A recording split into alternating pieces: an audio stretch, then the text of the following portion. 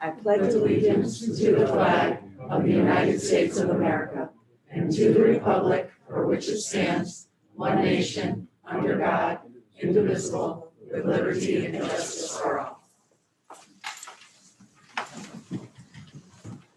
Roll call. Ms. Capabianca. Here. Mr. Corey. Here. Mr. Predis. Here. Mr. Ucolito.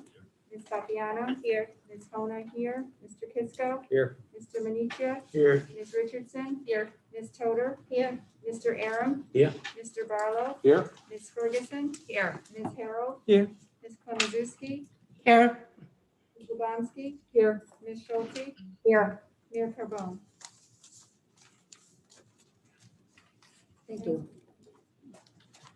Okay, I'd like to entertain a motion to approve the agenda with a few adjustments. I would like to make number 7 an item for out-of-state field trips, and then bump the rest of the agenda down. So the first executive session would become number 8 and so forth. And then add 2 action items. Action item P, out-of-state field trips. And then another action item for reopening 2021-2022 school year. So that would be Q. So moved. Second. Any discussion? All those in favor? Thank you. School community service, public participation. The board invites members of the community to speak on topics to be addressed in the agenda or other topics of interest. Individuals wishing to make comments must state their name and address on the sign-up sheet and at the beginning of your comment. The board will not allow comments regarding specific staff members, parents, students, or personal grievances. Courtesy is expected in this limited public forum. The participating time will be limited to 3 minutes per person and 10 minutes overall to guarantee efficient operation of the entire meeting.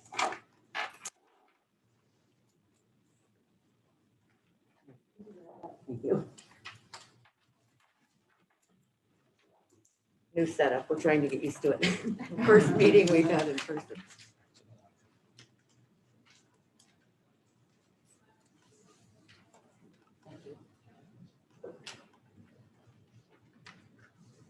Okay, Jason Lafreniere, 5 Byron Drive, Granby. Good evening. It's good to see everybody in person for the first time in quite a while. So, Jason Lafreniere, 5 Byron Drive, Granby, special education teacher at Torrington Middle School and coordinator of the TMS Washington, D.C. trip. 12 years ago, Mr. Fritsch and I decided that it was important for the 8th grade students at TMS to be provided an opportunity to travel to our nation's capital for an educational, once-in-a-lifetime experience with much planning, organizing, and convincing. This trip has become an irreplaceable addition to the education of Torrington students. The Washington, D.C. trip has become so well known and well regarded that many past and current students have stated that they began looking forward to this trip as early as kindergarten. A total of 1,721 people have traveled to D.C. as part of this trip. Field trips are extensions of the classrooms. A trip to Washington, D.C. gives students the ultimate opportunity to experience firsthand our nation's centers of history, government, culture, and commerce. The learning begins before the trip even happens. The middle school curriculum ties directly to the lessons learned while traveling in D.C. The experiences on the trip bring those textbook lessons to life. Tours are conducted by licensed tour guides, and World Strides, the chosen travel company, is an accredited institution with multiple agencies. World Strides was the first organization of its kind to achieve this accreditation. World Strides accreditation allows them to offer academic credit to students and professional development for educators at no additional cost. The BOE would need to review the criteria to determine if such credits would be honored for our students. Middle school is not only a time for academic growth, but for social emotional growth as well. We've heard over the past 14 months of the importance of social emotional learning, and the Board of Ed has put much money toward the development and implementation of programs to ensure our students' emotional and social needs are met. There is no way to accurately describe the enormous impact such a trip has on a student's social and emotional growth. Many who have participated over the last 10 years have altered their post-secondary education and career plans based on the experiences of the Washington, D.C. trip. A recent study completed by School Tours of America showed that 87% of parents believe educational travel is an essential part of their child's education. Also, the U.S. Travel Association recently conducted a study with 400 adults, half of which had taken a learning trip in their youth, and the other half had not. The study found that regardless of gender, ethnicity, or socioeconomic status, youth who take educational trips, 59% have better grades, 95% are more likely to graduate from high school, and 63% are more likely to graduate from college, and 12% earn a greater income annually. In fact, 89% said educational trips had a positive, lasting impact on their education and career because the trips made them more engaged, intellectually curious, and interested in and out of school. The study also reports that parents routinely report positive changes in behavior, maturity, and educational motivation as students work toward funding their chore. Teachers witness enormous cultural development as the trip is often their students' first time away from family, meeting kids from other backgrounds, exhibiting reverence at national memorials, and exploring new and exciting places. Educational travel is the only gift you can give a child that will simultaneously motivate, give depth to their classroom lesson, and will lay the foundations for their success in the 21st century global society that awaits.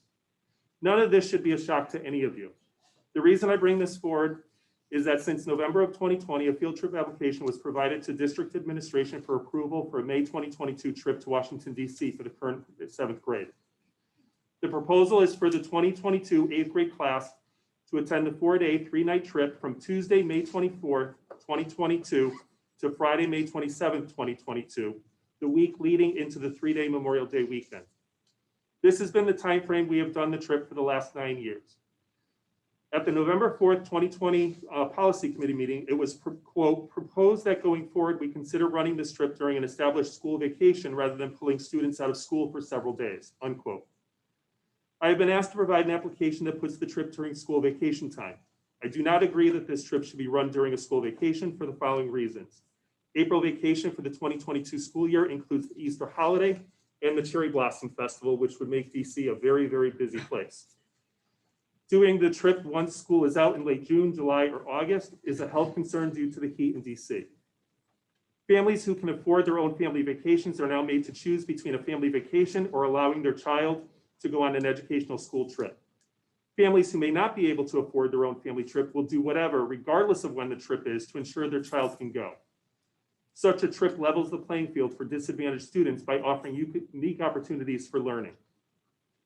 Teachers would be giving up personal time to chaperone the trip.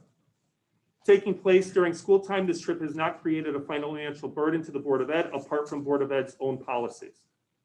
Students who do not attend the trip are covered internally by staff who do not chaperone. No subs are sought to cover staff that attend the trip.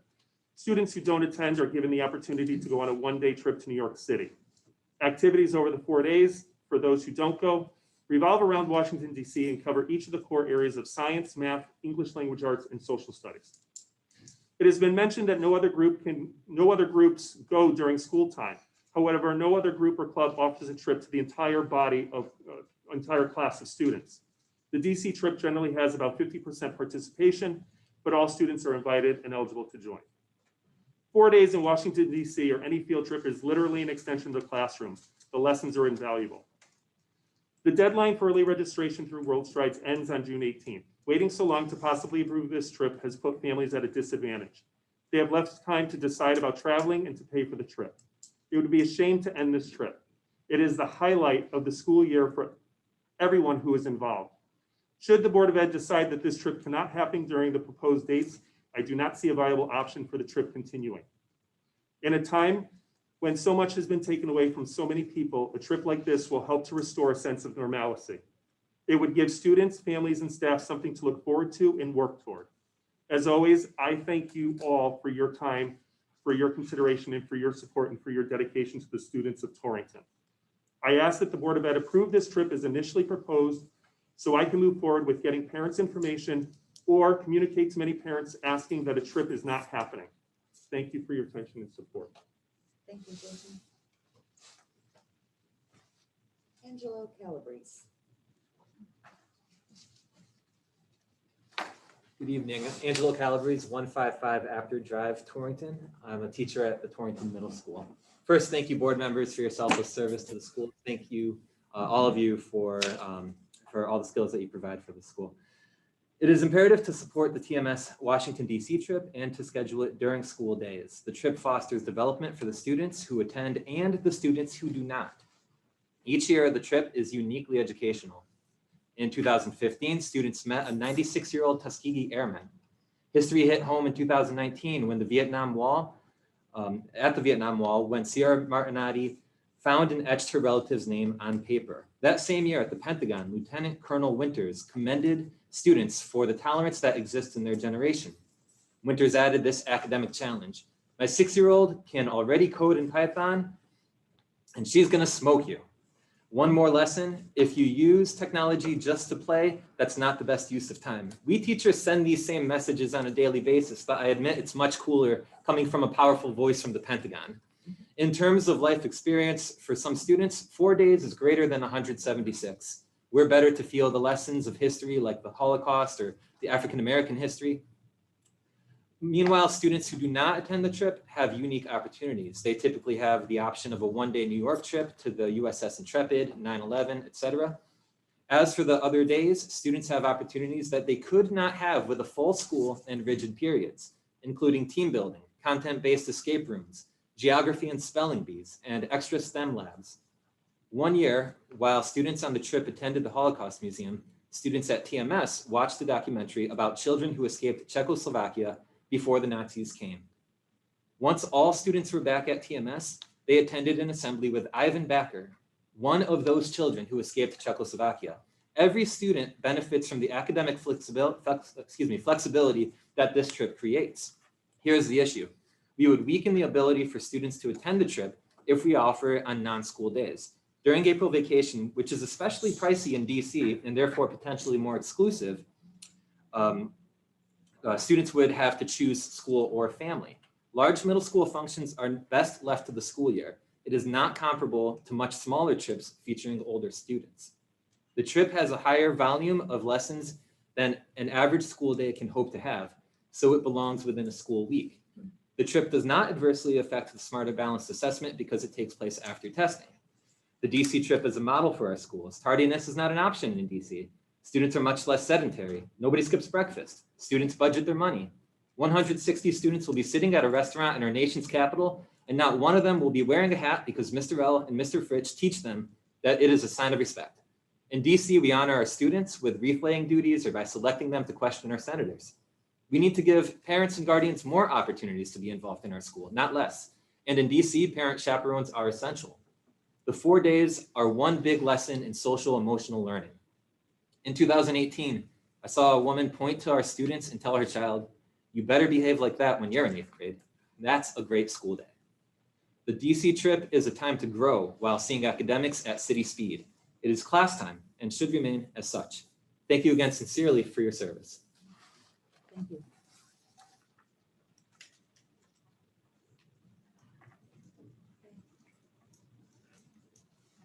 Recognitions.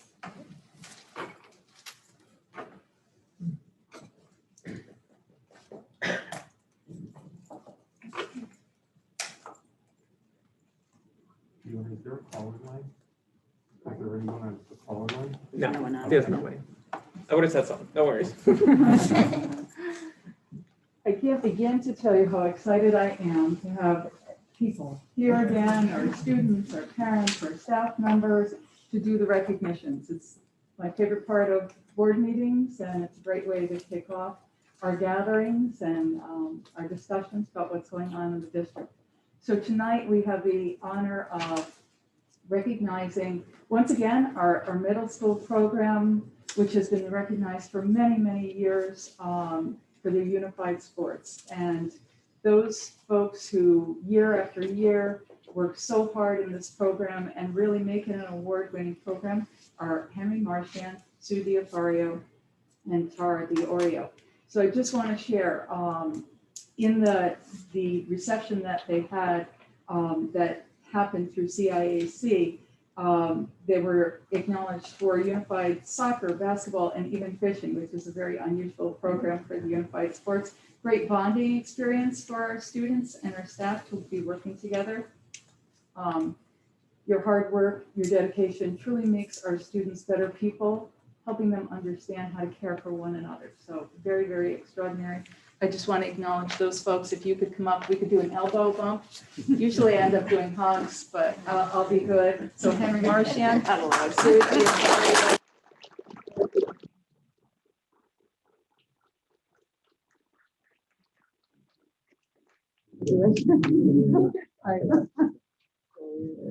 I know, it is.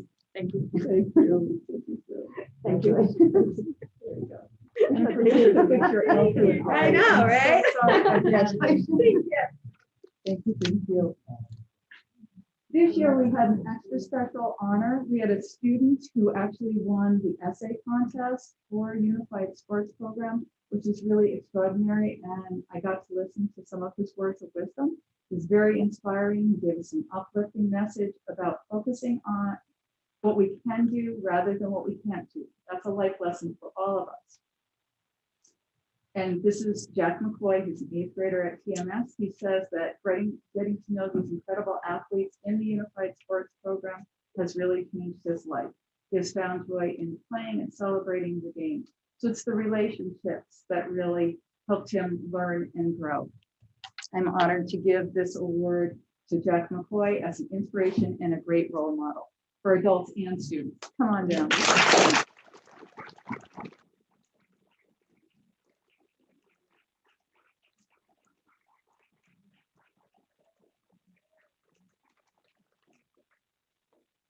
In addition to our middle school, we have students, outstanding students at each one of our schools, and they are recognized through the Litchfield County Superintendent's Awards. And normally we get to have a dinner and we get to recognize them and have parents come and have a gathering, which is lovely. This is lovely too.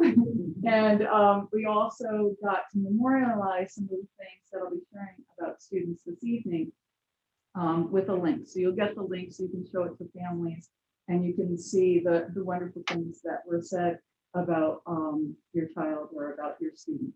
So many, many thanks. We want to acknowledge each student intern at each school, and we're going to start with Torrington School.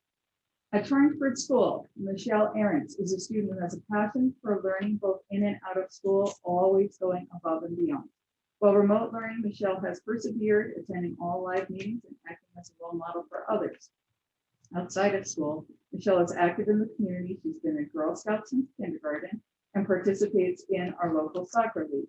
Michelle's ability to work as a team player allows her to work well with her peers, both socially and academically. Michelle, come on down.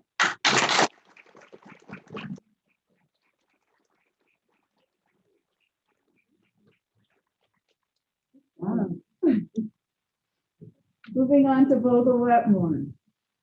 Chase Fix is an exemplary 3rd grade student at Vogel Wetmore School. Chase always has a positive attitude. He's kind, he's welcoming. He takes time to invite new students to play at recess so that they won't have to be alone. Chase greets everyone with a friendly hello each morning and a humorous farewell in the afternoon. Chase is very polite to his teachers and his peers. He consistently tries his best. Chase is a model Vogel Wetmore Eagle. Chase, come on down.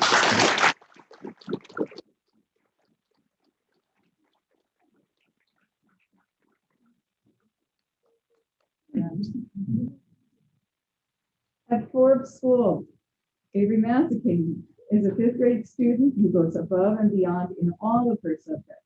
She is on the paleontology team and participates in several sports, including PAL basketball, travel softball, legacy fitness, rollerblading, and has recently taken up longboarding. Holy smokes. Her active engagement and curiosity inspire her to continually explore and learn. She collaborates well with peers. She's kind to her friends and her pets. Avery's modesty, empathy, and kindness contribute to making her a strong leader and a model student. Congratulations.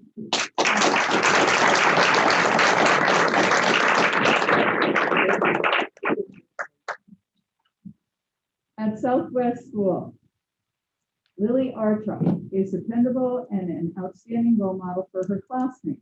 She demonstrates self-discipline and takes her studies very seriously. Lily has also been involved in activities outside of the classroom. She is also an active member on the paleontology team. As a Girl Scout, Lily recently embarked on the task of enhancing the Grossman Bike Trail, collaborating with local businesses, recruiting volunteers, and making a difference in our community. Wow, a very ambitious project. Congratulations to Lily. Come on down.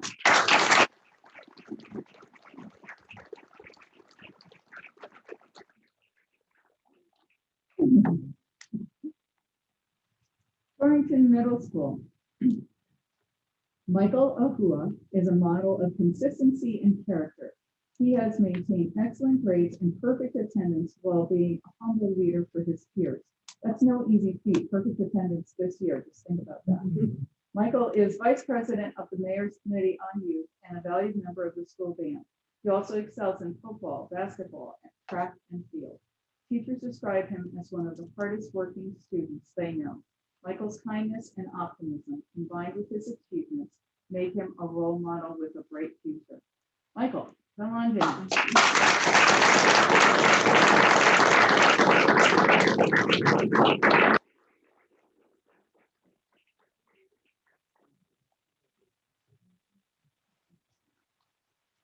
Torrington High School. Torrington High School, we always acknowledge 2 students. Sometimes it's a boy and a girl, sometimes it's 2 girls, sometimes it's 2 boys. This year it happens to be 2 girls. So we are going to start with Julia McCarthy. She is an exceptional student leader and role model. Not only excelling in academics, she is one of the strongest athletes Torrington High School has ever had. In swimming, she holds 5 school records and was named All-State Athlete for 3 years. She is a member of the National Honor Society and continues to take UConn and advanced placement classes and has been student council president for 2 years. She is humble, courageous, and one of the kindest people you will ever meet. Miss Julia, come on in.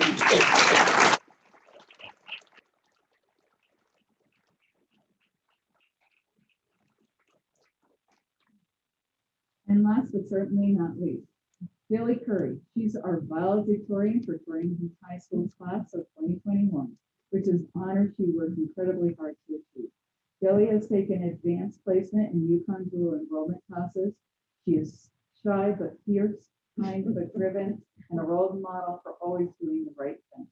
President of the National Honor Society and publisher for the Torringtonian School Magazine and a member of the Future Business Leaders of America, Bailey supports and inspires our school community each and every day.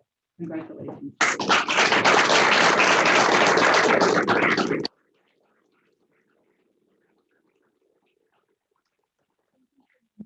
You don't have to stay for the rest of the meeting, I promise. Administrators, yeah. Thank you, guys. Thank you.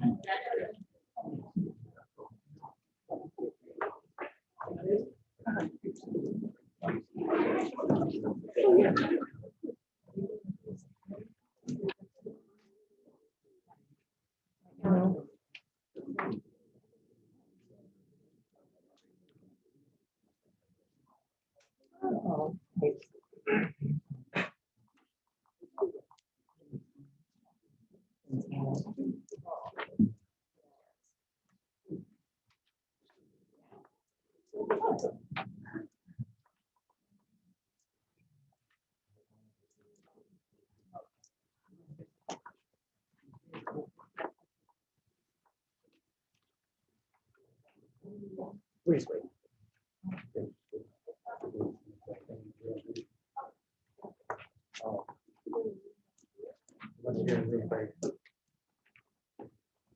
Okay.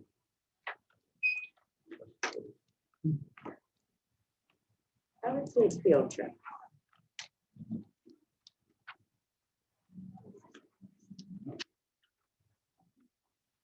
I would like to suggest for the Washington trip, because there's a lot of confusion on the date and what's going on with the date, that we approve the out-of-state field trip, but have the date discussed at the SIC meeting next Wednesday, so that a better decision can be made for any board members that can be there with all the information.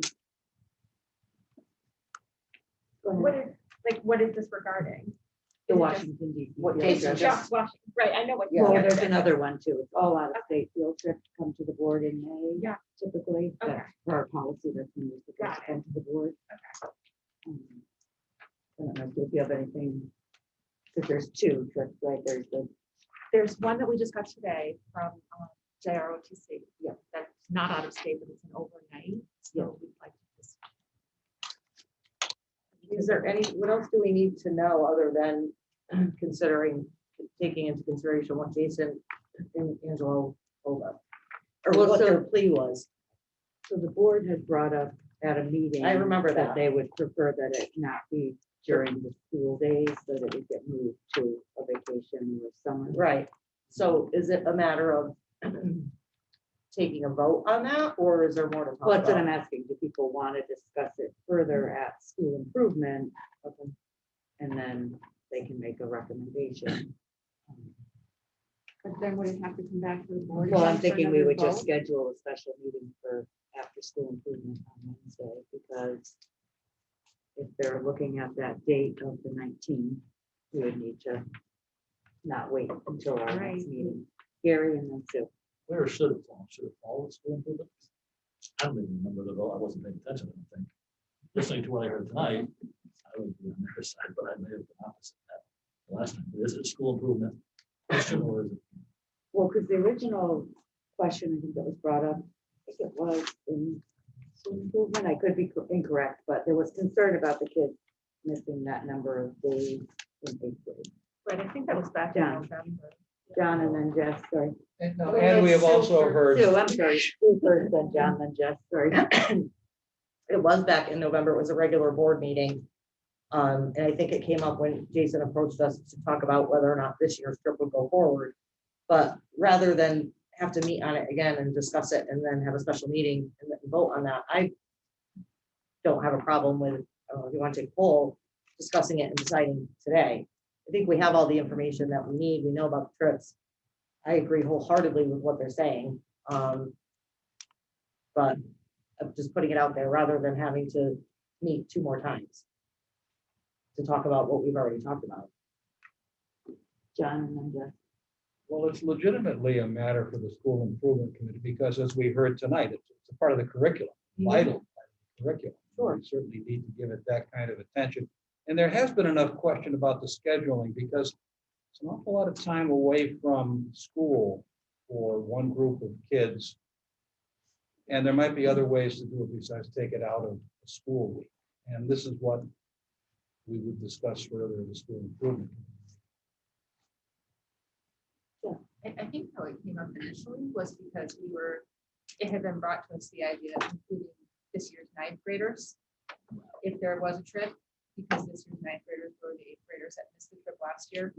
And we started talking about, well, why would we take, what would be the challenges of taking those ninth graders out of almost a week of school towards the end of the year? And then we kind of hopped on to, well, would it be better if this was done outside of school time? I think that's how we got it initially. Gary. I don't know how it gets the school improvement that we come out with a vote to meet their timeline. I hate to have it by default have to go to during the school year. All my kids went, and I don't remember the count. Maybe I wasn't at the meeting.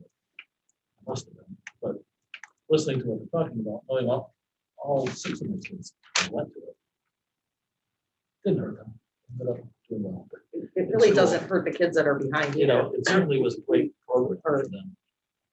I wouldn't want to see it during vacation period, because it does take away from the families that say we're going to North Carolina for April vacation. The kids that want to go to the program miss out on, Washington DC, probably the only time they'll go in their lifetime until they get married and have kids again. So I can understand their concern. I mean, I don't think, my recollection is never that the board was not supportive of the trip or that we didn't see the value. No. It was the question No, was the date, well, right, but what I heard from our speaker tonight is if we don't do this in May, we can't do this at all. And that's the part that's the part I'm a little unsure about because I didn't feel like that was the conversation before. I think that we don't need to refer it to committee because we're already discussing it. Kind of deep into this discussion now, actually. But I find myself in agreement with Gary that like what I just heard, what I took away from it was essentially if the trip can't happen on its usual dates, then it's not going to be happening. And I'm sure there are a lot of reasons for that, right? Faculty giving up their personal vacation time to go on a school trip, all of these things. So, of all the different factors, like ultimately what I'm hearing is if the dates are forced to move from where they are typically, then the trip can't be happening by the people who are currently chaperoning it anyway. And so hearing that, like it's, I think, in the best interest of the board and the students to take that on its face and say, okay, then it's better overall for the trip to still happen and leave it during its week. That's where I'm at on this. I just think it makes the most sense to not disrupt the system that has worked relatively well for many, many years. So that's kind of where I'm firmly planted on this. I think another thing to consider, which they brought up, but I don't think they honed in on enough, is that going during the summer really isn't an option because of the weather, because of just the heat. Going in May is hot enough. And I know that some of us here have gone in May. So moving it, I think the school vacation is out of the question because I don't think it's fair to ask the teachers to have to go on personal time or for families to give up vacation family time. And going in the summer is just dangerous because of the heat indexes they'd be faced with. Nikki. I'm in agreement with that. Diana, can I just? Everybody. Go Yeah. ahead. What about us? Everybody. Go ahead. I just want to clarify, we are very much in support of the Washington DC trip. Right. It's a very valuable experience. Our concern is pulling our kids out of school for that many days. Given our status as an Alliance district, we are working so hard on our student achievement. I don't discount the merit of the trip and the educational value of the trip. I also just want to make mention of the fact that we have high school trips that go to Europe and they go during school vacation. This is the only trip that pulls kids out of school for that many days in a row. I just want to put that out there.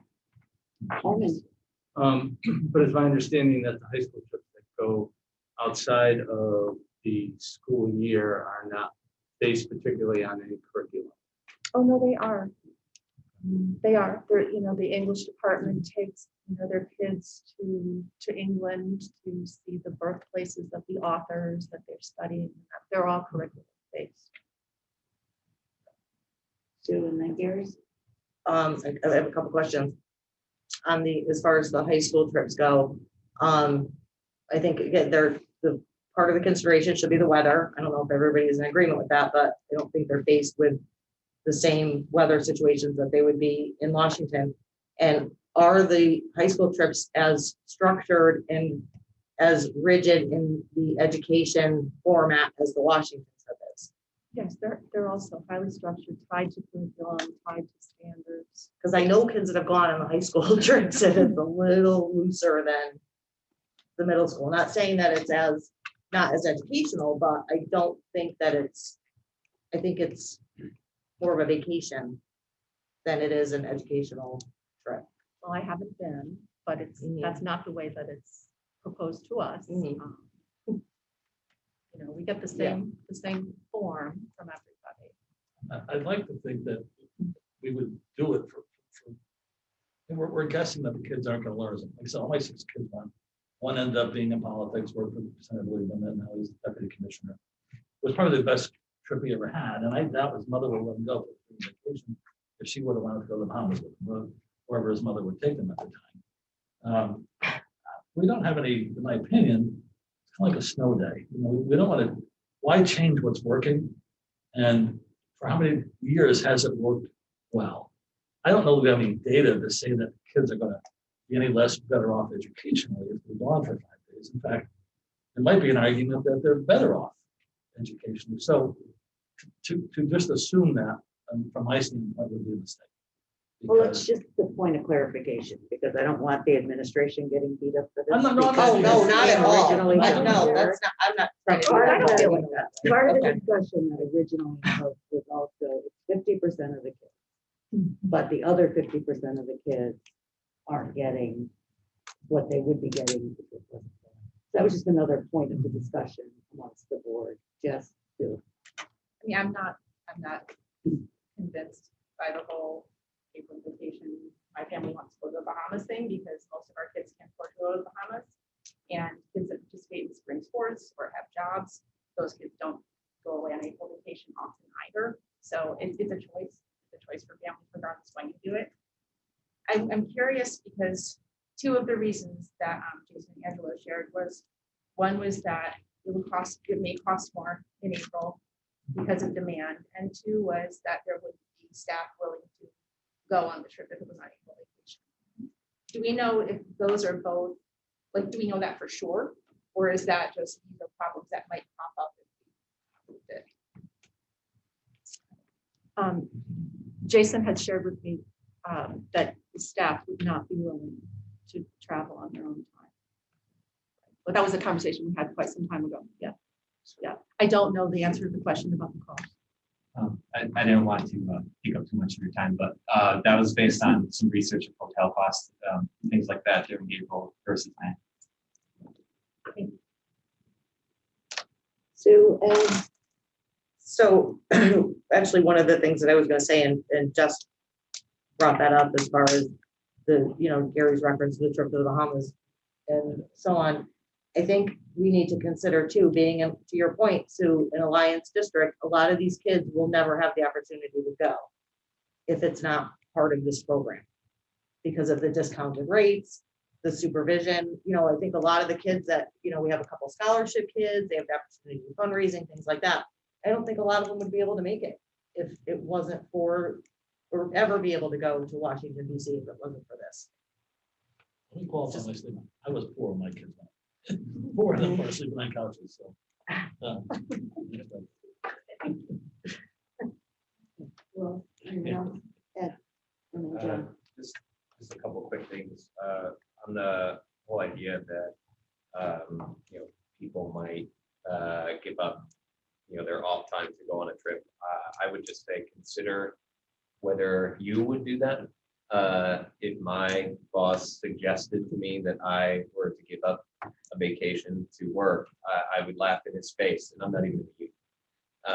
So I don't think it's unreasonable to suggest that people wouldn't want to give up their off time to go to work. And it's not because they hate what they do or they're lazy. It's just you can't, it's an unreasonable request for a lot of people to suggest that maybe they should sacrifice some of their family time or their personal time or what have you to go to work, even if the workday would be a little more fun than and to the the thoughts about pulling kids out of school, I think that's well taken, but I think there's a lot of data that suggests, and we've heard a little bit about it tonight, that many students actually perform better when they have the opportunity to travel. And I actually got a lot of this data handed to me when I was in college because we sent a lot of students as student government on trips.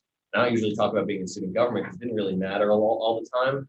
But one thing that we did that I did think was really important was we sent a lot of our fellow students on educational trips, whether they were academic or for their interests and hobbies. And part of why we spent hundreds of thousands of dollars of their money, sending them out on these trips was because there was so much data to suggest that students who do travel, even if it's not a curriculum-based travel option, which ours is, they do better by a lot of metrics, financially, educationally. And so to have a trip that 50% of the students are going on, I think that that is a school day and probably a really strong school day for those who do go on the trip. So that's just a couple of thoughts. John. Just a question, has this trip always gone out during the school week? Mhm. The school week? Because we've been running it for many Yeah. years, certainly before Jason took it over.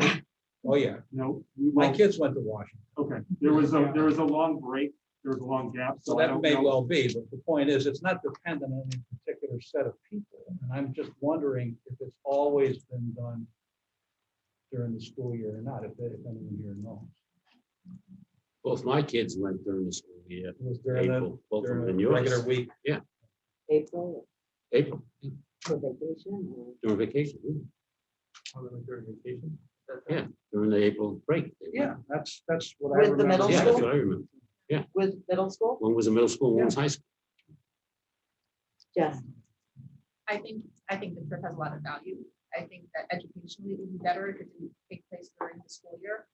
But I also understand that it's, unless staff is just overflowing with the desire to give up their whole vacation, it's exceedingly unfair to expect them to do that. So I wonder if there's either some sort of stipend that could be paid to the staff that go on the trip, or if we could give them like comp days, like personal time, personal days as comp, if they were to give up their vacation to take the kids for April break. My only concern with that is we have a lot of other trips that are going off school now that go on in the summer, go on April vacation, go on weekends. So it would open up, I think, a lot of stuff. So, Just, and I don't know how the other trips are run, but the consideration of the cost difference between going during April vacation, going anywhere during April vacation is more expensive than going on spring break, for lack of a better term, no matter where you go. Nikki, John, Ed, I was just gonna say, part of this the, is part of the reason why I wanted to. I do know, this I know. improvement, I because just think it's, I mean, if really have all we the all have time. our opinions, we've all expressed it, then maybe we should take a vote. Nikki, John, right, I think if part of the concern is the 50% of day back. I wonder if we utilize some of the, technology, some of the recorded lessons, the things that we're doing through the last year to help those kids kind of maintain maybe a more regular curriculum, while the 50% is not there. Like do some accommodations for the learning of the students that are still in the class, if that's part of the concern. But I support it staying in May. Maybe we should just take it to the vote. John, Ed, Gary. Just to point out that April vacations aren't the same in every school system up and down the East Coast. And wherever we would draw these kids, Washington would draw these kids. And the other thing is that Cherry Blossom Festival, they don't set that until a month before. That's not necessarily the same weekend every year. I wasn't going to say anything else, but you mentioned something that we haven't really talked about, but scheduling, I think, is something that we should also consider. If there are other activities and trips that the students would be eligible, I don't know.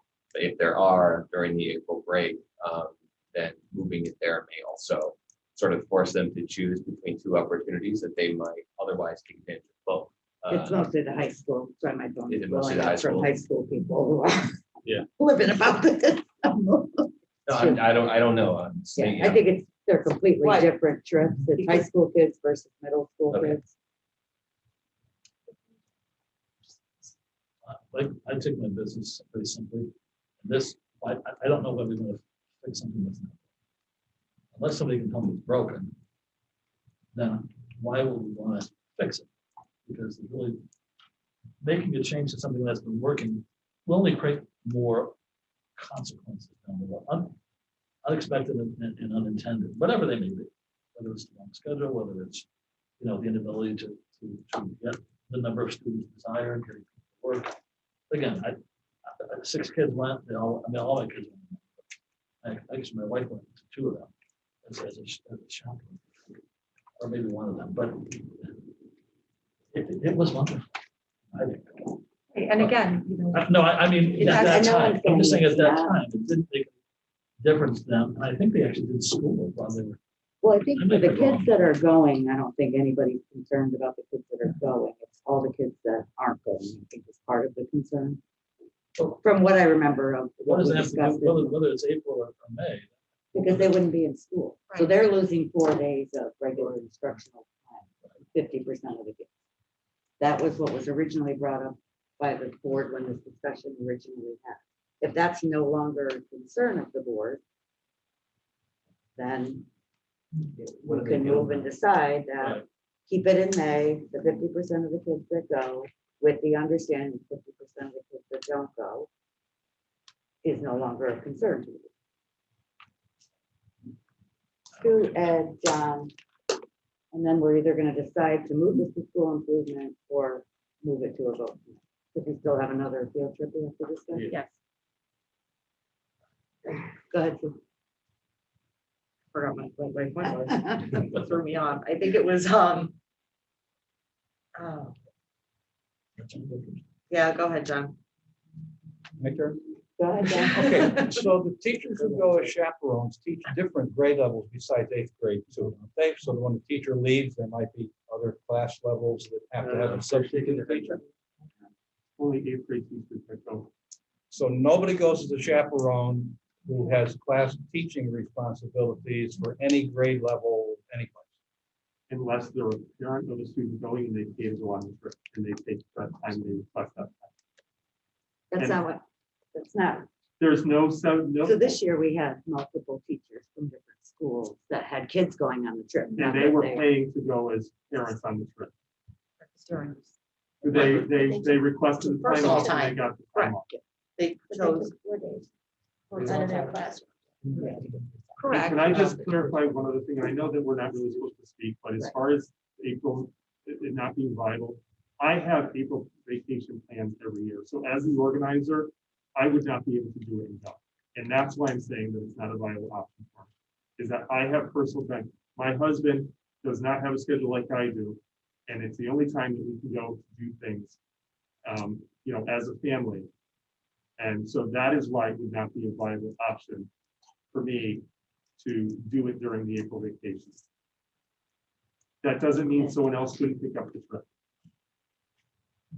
Ed, Sue, and then we are gonna make a decision I just by remembered. straw poll to vote or move this to school improvement. She was supposed to go before you. That's all right. I You did forgot. remember, I did remember what I was gonna say. And part of the trip, if I recall, the students that do attend, there's quite a bit of academic work being done and, don't they have to do an essay or something? I'm not supposed to talk to you directly, but, Not they have really, to- we gotta all right. keep it to the table, please. I'm sorry. I thought that they had to do, there was an assignment when For they the got kids back. that go. Yes, The But then- discussion in November wasn't really It's- so much but about to the kids kids, that go. the kids that stay behind, Right. there so was lots of also- instructional time for the other. they also presented to us what was done for the kids and what happens with the kids that are left behind. As far as getting they go to the 9/11 site and do other things in New York City. And whether it be, I don't know, perhaps even they consider streaming the laying of the wreath at Arlington Cemetery. If they include with all the technology we have today, I don't see how they can't incorporate the kids into some of those activities as part of the lesson that they're all getting at the same time. Really, Now, the board's decision is solely, it's, if the board is okay with the kids missing, not missing because they're having an educational value in Washington. But if you're okay to have the trip continue on school. And so I have a clarifying question. Some of the discussion has been about the students who don't go on the trip and are in the building. What do they do? What's happening? Who's covering the classrooms? Because we heard from testimony that there are substitutes. So I just kind of want to know from you guys, what's the process? Who takes over the classroom? And are they getting the same curriculum or are they doing something else because there aren't a lot of staff? What happens? Well, there's certainly a disruption to what their typical week would be like. Jason's going to have to tell you who covers their class because I think that changes from year to year depending on the number of students who go, depending on the number of staff who go. Typically, at least in my experience, and since I've been involved with this has a ripple effect across the district as well, because we have parents of 8th graders who elect to go, who ask to go, they pay for their trip, but that's not the issue. Many of them are teachers in our district, so we end up having to find substitutes, and so it has a disruptive ripple effect district-wide. So from our perspective, we asked if we could please consider sometime when school was not in session so that there wasn't a disruption to the learning at the middle school for the students who don't go, but also for, you know, the other buildings that are being impacted by this as well. Okay, thank you. Any other question? This is the next one. This doesn't have any, this is the next strip that we're gonna look at. Any other questions, clarification? Are people comfortable voting, or would you prefer to have a further discussion on this at school improvement, which is next Wednesday, or do you want to move forward with the vote? Straw poll. Vote.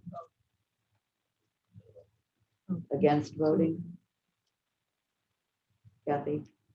No, I'm not against voting. Okay, so you're for voting, Armin? I'm okay with voting. I know, Ellen? John? Sounds like we're gonna have to vote.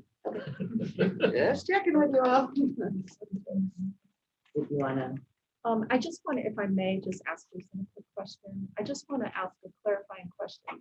I think I heard you say that only teachers who are teaching 8th grade students are involved?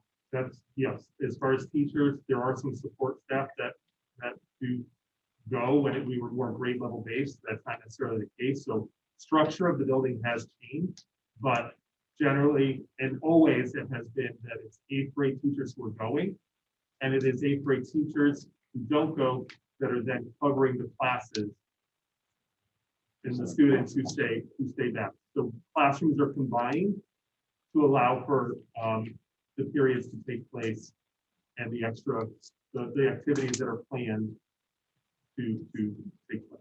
Right, and I don't mean to put you on the spot, No, you're fine. but I thought, aren't you teaching the 6th grade section this year? I have one section of the 7th grade, but I'm not going. We're not going this year. I don't know what I'll be teaching next year. Right, so my thinking was, I know that, you know, sometimes our special ed staff is teaching different grade levels and that sort of thing. So it does have an impact beyond 8th grade potentially. I've never had that 7th grade. I've never done dual classes before. This is the first year that I've taught more than one grade. So that does, you know, there is that situation. Okay. Thank you.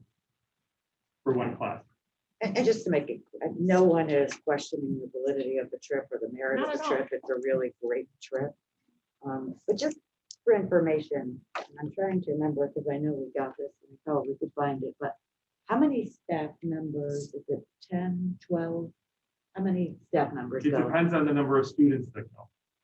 So it's generally anywhere between 5 to 8 staff. Again, it depends on the numbers. The more students that go, the more staff that go, but then it also depends on how many parents agree to pay to go on the trip. So it's excuse me, but a crapshoot on the numbers, and it's planned out each year as the numbers come in. The more time that I have to get those kids registered, the better that I know sooner. And how many total chaperones? We get one complimentary chaperone for every 10 students that go. So generally, I like to have, so for every 10 students, we have one chaperone. And then we always have one chaperone per bus that does not have a group.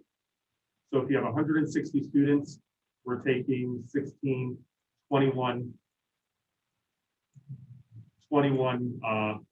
chaperones. And about 8 of those would be staff.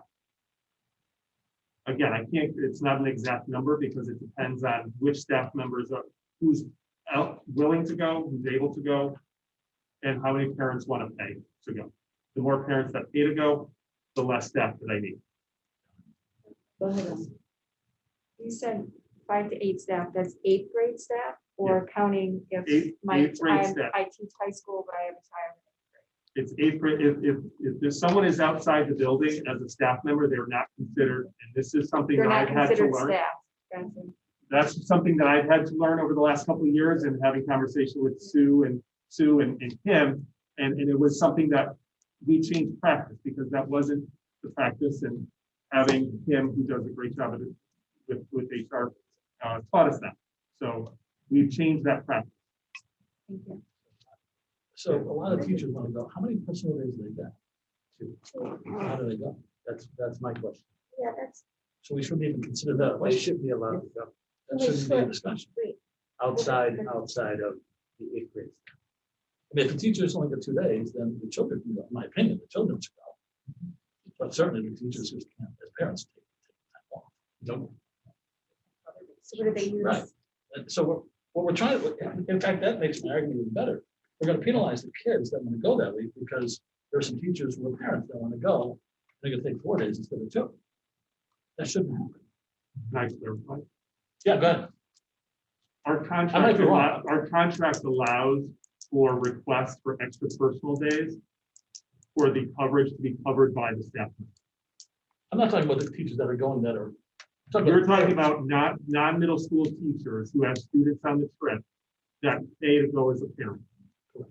They get 2 personal days, right, and they can make a request for a contract for additional personal days where the substitute is paid for out of the teacher's pocket.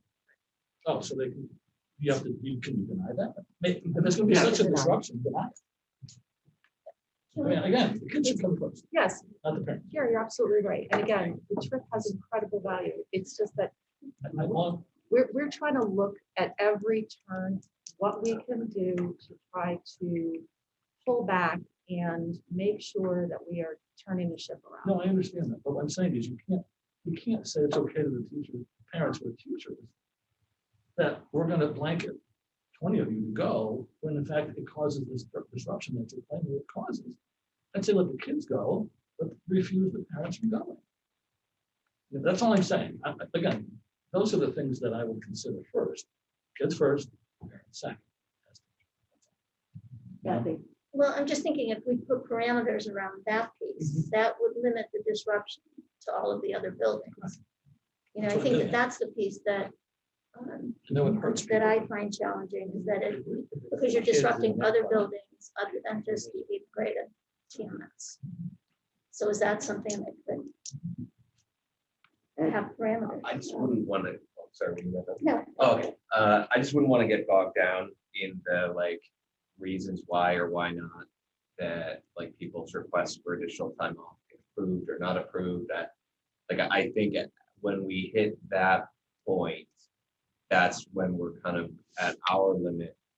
I trust the folks on that side of the table that when they approve someone's paid time off or deny someone's paid time off request, that they're doing it for a good reason. And I don't want to tell them why or why not it should happen. I just don't think we as a board should get bogged down. It's in the contract that the faculty can request it, and it's up to the folks in central office or whomever makes these decisions to decide whether or not it's approved. I wouldn't want to get bogged down in that, especially in discussion. But if it's the reason why they can't go on the field trip, you have to discuss. I mean, it's nice to know that it's that way. I didn't know that. Or it shouldn't be. I don't want to get bogged down. Consider it at all, or consider it. If you don't consider it, you take it out of the equation. We simply were looking to see if there was a better way to do I this. understand. I know. Just one other question, just do we have, so there's teachers and then what other, so what is the support staff? Social worker, Guidance. nurse? It depends on who asks to go. I asked the 8th grade, the staff, who's interested. They gave me their names, and then I go through building administration on who gets approved to go or doesn't go. I'm starting to take the nurse now because the individual who did our meds is no longer at our building, is at another building. So it was a request this year to take the nurse with us. Because of meds, the person who did it was doing meds for 10 years and knew it like the back of their hand and was able to do that. On a spot to bring someone else in to do that, and not being a nurse, I thought it would be safe to take the. So. Okay, thank you. Okay, any other questions? Before we move on. Okay, thank you. Next. The next one, the other field trip, sorry. Everybody got a copy of this one. This one just came in today. This is from Coloris, from the JROTC at the high school. This is a trip that he has historically taken his students on, his cadets on. Obviously, they were not able to go this past fall, so he's being hopeful. It's to the Niantic Army National Guard base. It's over Columbus Day weekend this year, so it's in the state of Connecticut, but it's an overnight trip. So board policy stipulates that this comes to the board within at least 60 days prior to the departure. Sorry, my question, you said Columbus Day weekend? But the dates are different, maybe the weekend, but the dates were Wednesday, Thursday, Friday. Well, yeah, so Friday, Okay. yes. Yeah, that's fine. I Leading just up wanted to, sorry. Just based Yeah. on our conversation. I Yeah. wanted to Clarify. Yeah. Okay, thank you. It's during school hours. 6, 7, 8, Wednesday, Thursday, Friday. If those dates are correct.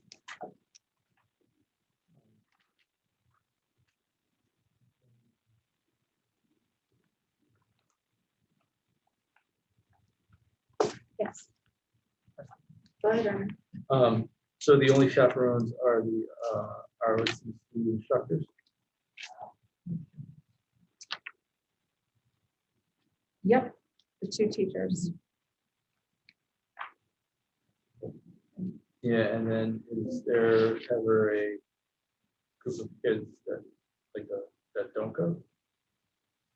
Yes, there could potentially be kids that do not go. So the cadets who choose not to go work on ROTC coursework, aerospace science, and leadership education. But it was submitted so far in advance because of policy commitment that he doesn't really have a sense of the number who would go, which is why the nurse had to say still pending, not knowing who would attend. So do we know what the potential number, how many potential students will attend? If all went? Yeah. Yeah, 20. Says 3 substitutes are needed. 3 days. Number of days, One per day. but there's 2 teachers. 2 teachers are going, but you need then another teacher. You need one substitute I need 1 substitute for 2 teachers. because of the way the ROTC program is. They're probably taking most of the kids. And Okay. and they also, they're in the room and Oh, the way it runs is the kernel that started it, and they have different views in the program, within that program. Oh, do you have a question? No? Okay, thank you.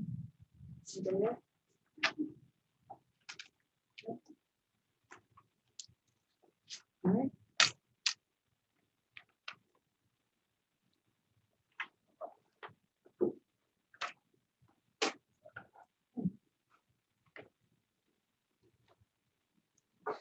Entertain a motion to go into executive session regarding new contracts, inviting in superintendent of ops and Ms. Schultz. Second. All those in favor? Aye.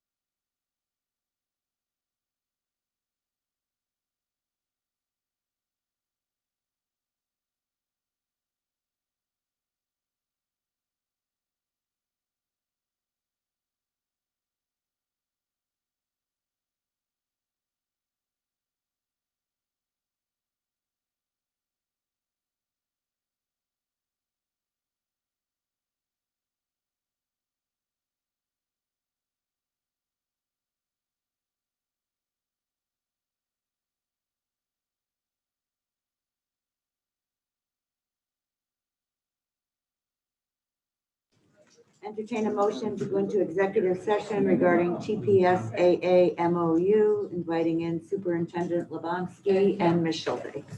So, second. All those in favor? Thunder.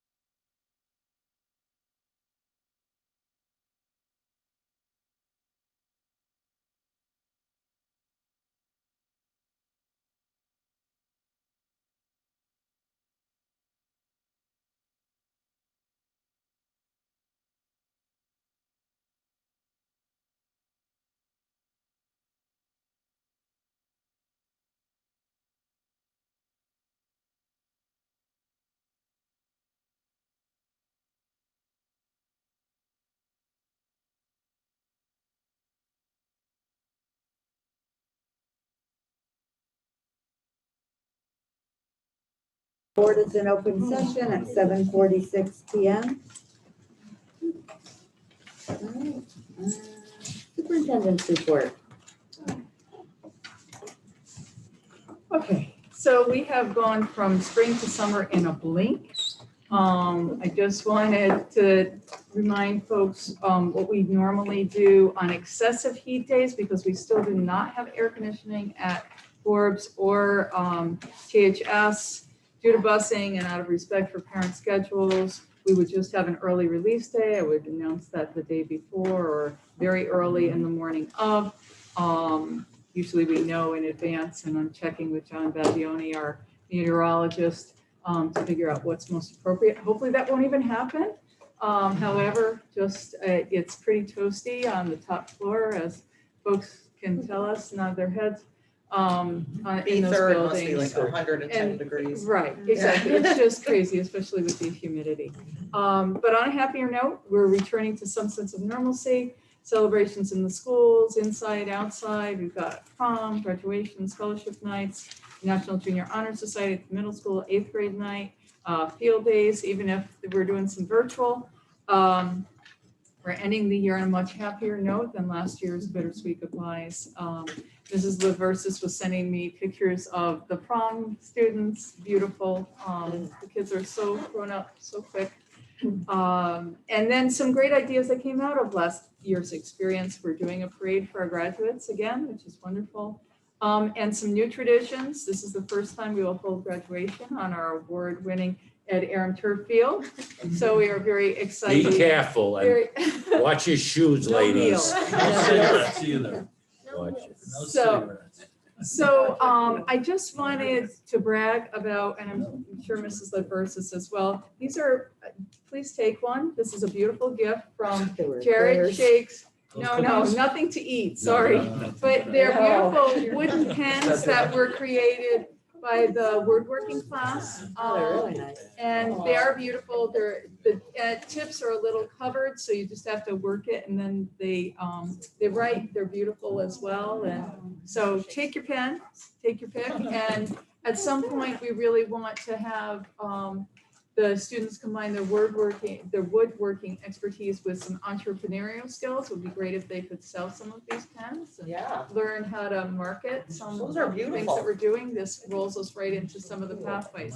So thank you very much, Mrs. Leversis, for sharing that. Beautiful, Yes, yeah. please, they are, they're gorgeous.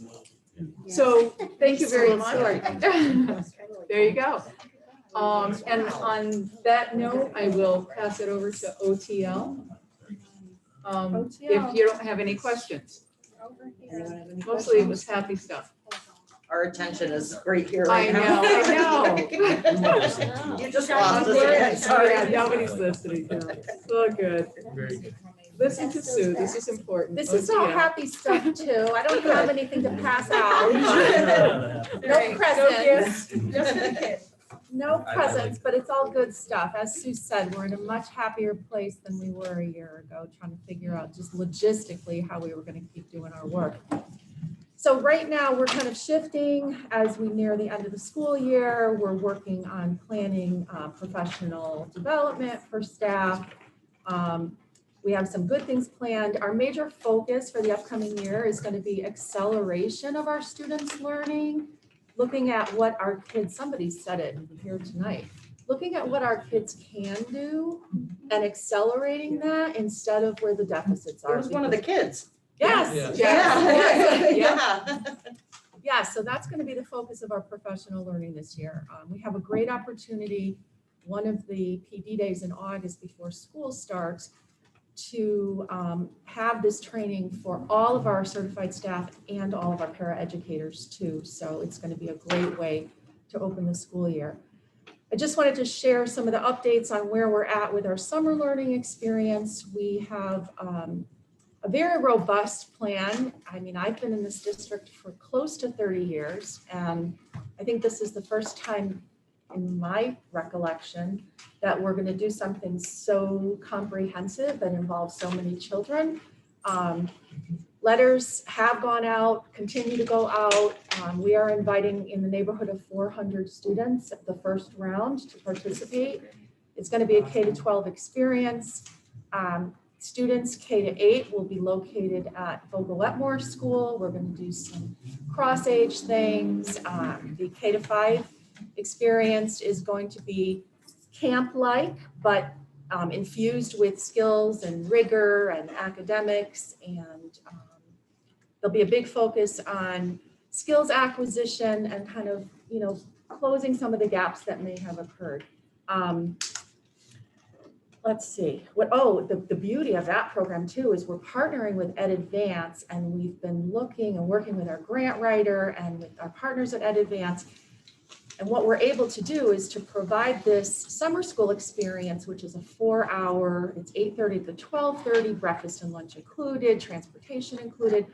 But parents also have the option of extending that until 6 o'clock at night for childcare purposes so that they can go to work, and there's no charge for that. We've been able to figure this out. So, Wow. so we're really excited about that because we wanted all families to be able to take advantage. And if it was going to preclude someone from sending their child because they had to leave work halfway through the day, you know what I mean? So we're figuring that out. So, oh, sorry. Is that something that we could like drop by and observe if we wanted to during the summer, or no? Kind of depend on if the COVID restrictions. Yeah, 'cause right now.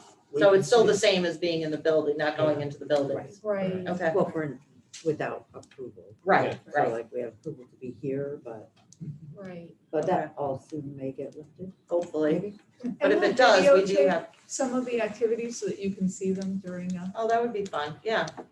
It Yeah. just sounds like a great I know, it's program. really That's exciting. amazing, yeah. It really is. And then we're going to have our 6th, 7th, and 8th graders there also in the same location. A lot of that is just because of ease of logistics for meals and that sort of thing. But it also offers opportunities for some cross-age mentoring and buddying and that kind of thing. And if we're going to do Summer Olympic theme for our little ones, and try to do outdoor play and that sort of thing, we can, have our older kids help. The 6th, 7th, and 8th graders are going to be working, again, we're partnering with Ed Advance to take them through something called a personal interest project. So it's a self-discovery process. It's passion-driven. Each student in this age group decides what he or she really wants to learn, and then the teachers make sure that it meets the academic rigor that's required, and we infuse enough math and ELA and science and social studies to make it worthy of an academic experience. They end up doing research around it, they create a product, and then they share what they've done with an authentic audience. So it's very engaging. We're very, very excited about that. In fact, I heard about it, and we met with one of the folks from Ed Advance, and I said to Sue, this would almost make me want to teach summer school. Almost. Yeah. 9 through 12 will be a credit recovery, mainly credit recovery opportunities. We do have to rely on our online platform. However, we have teachers who will physically be in place. The kids will physically come to the high school. And it will be more of a blended model where the teachers are there, to deliver instruction, to support kids on the Odyssey Ware. So they're not just going to sit at a computer and, peck away on their own. Can I just ask a question on that? Go ahead, sure. And that will be 9 through 12, right? All grades will have the opportunity to recover credit. Yes, so what we did is, the way that we identified kids is we looked at a combination of their grades, their standardized assessment scores, and teacher recommendation. That's how we kind of looked at the first cohort to start with. We're in a better place than we were even a few days ago with staffing. We didn't get, a lot of enthusiasm. But since we've announced this personal interest project, it's a little more intriguing to some teachers. So they're thinking, oh, maybe I'll give that a shot. And Ed Advance is also helping to hire. So I think we're going to be in good shape. Do we know for the 9 through 12, the credit recovery, is that going to get a lot of kids through to graduate this year that wouldn't otherwise have? Right now, we're not looking at a large number that will end up in that situation, you know. Oh, good. But then there are some that will graduate in the summer, and there may be some that, students that may have to come back. Oh, well, that's good. I mean, that would be the So we'll goal. However, Sure. you know, I mean, the kids have to complete the work. Right, right. So, yes. We also are putting together with our library. I'm sorry. No, you're fine. I'll Why ask my don't we- question at the end. Jess and then Gary and, No, I don't have one. I was trying to, I was just saying. oh, go ahead, Jess. That's, I can ask you. You want to wait till she finishes? That's fine. Okay, go ahead. Okay, I'm trying to go real fast, sorry. We're working with our library media specialists to populate a Google site where families can go, like one-stop shopping, where they can go regardless of how many students they may have in the district, to find summer reading lists. The library media specialists at all the schools are putting together fun, engaging summer recommended reading, but at our middle and high schools, you know, we're going to have some required reading. So that'll all be in one place. So we're excited about that. That's kindergarten through grade 12. And then you heard us talk at School Improvement about some of the barriers to success that we've unintentionally created. One of those being the Google Classroom page that each teacher, you know, we've got 400 different Google Classroom pages. So we're almost finished. We're collaborating with teachers everybody was invited to participate. We've got a group who volunteered. That will all be ready for teachers before they leave at the end of the school year. Spring assessment is underway. We're nearing completion. I don't have to read this to you. You can see the dates. We're getting there. I'm going to be perfectly honest, brutally honest. Administering the ESPA, and Allie can jump in on this, has been absolutely brutal, right? I mean, in terms of, I don't mean that the technology hasn't been in place. It's just been a huge challenge. Right, there were a lot of rules this year, and a lot of training involved. Yeah, and in particular, testing our remote students, you know, so because the Smarter Balance assessment takes place over a series of 5 days, right? So students who have been 100% distance all year, you know, we really encourage kids to come in to take the assessment in the building, and we did have some who agreed, but otherwise they're doing it from home. And then technology, Allie, that's you. That's me, cool, awesome. So over the summer, we will be fully transitioning to Google, away from Office 365, Outlook, and whatnot, especially since we went one-to-one with Google overnight, essentially last year, and all our students are on the Google platform. So it makes sense for us, a district, to embrace that for the staff as well. So it makes it easier to communicate with our students and keep everything in one place. There will be plenty of training for our staff and lots of hand holding so that everybody will be comfortable. And apparently some people like my videos I had been putting out last year. So there will be some more videos on how to do things in Google and how to find things and do things efficiently and quickly.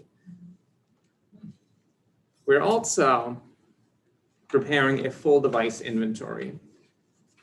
We have literally thousands more devices than we had this time last year. And we are in need of being able to track them in a more efficient manner. And we'll be integrating our inventory into PowerSchool. So we're able to assign devices and track their usage and track their breakage all through one system. And that way, we'll also be able to prepare better for testing come next year and would know right away of which student has a personal device. So we would need to provide a Chromebook for ESPA, for example. So that's all happening this summer. I'm also excited that our E-rate category 2 was approved. So we'll over the summer and into the fall, we will be replacing our entire WAN infrastructure.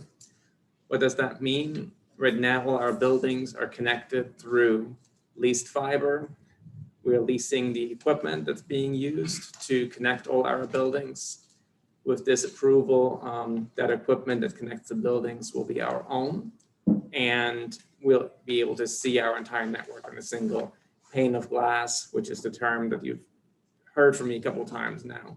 But it gives us full insight and also add to our security to see what's going on the network. And going back to ESPA and other testing, from the tech perspective, it was a very, very different story this year. When I first started in the district, it was the first year I was here, and we had some kids maybe out in the hallway because they had a better signal.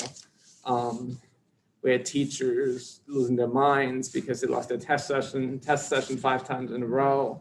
And our tech team, which back then was only 3 people, would run literally from room to room and make sure you get these kids back into the test.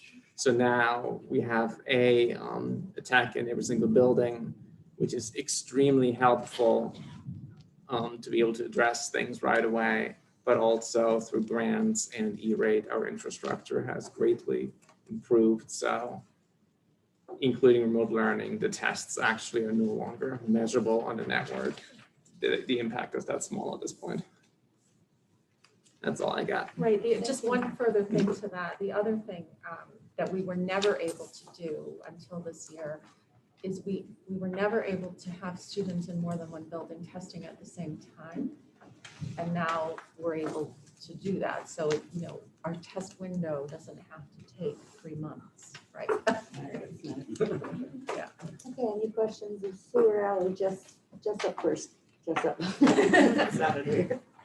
I have 2 for Sue in the curriculum instruction section. My first one is about the program being offered for students in 6th to 8th grade, the personal interest project, which I think that sounds super fun. I love the idea. But I don't know, so if you have a student who didn't pass specific classroom subjects in 6th grade, are those students being recommended for this? And if so, how would doing a personal interest project help me make sure I'm caught up on grade level with math? Okay, so yes, the answer is yes to the first part of your question. We actually have someone coming out from Ed Advance. Dr. Liz Redde is coming out on June 23rd to PD, the teachers who are going to teach this experience. It's very individualized. It's all standards-based.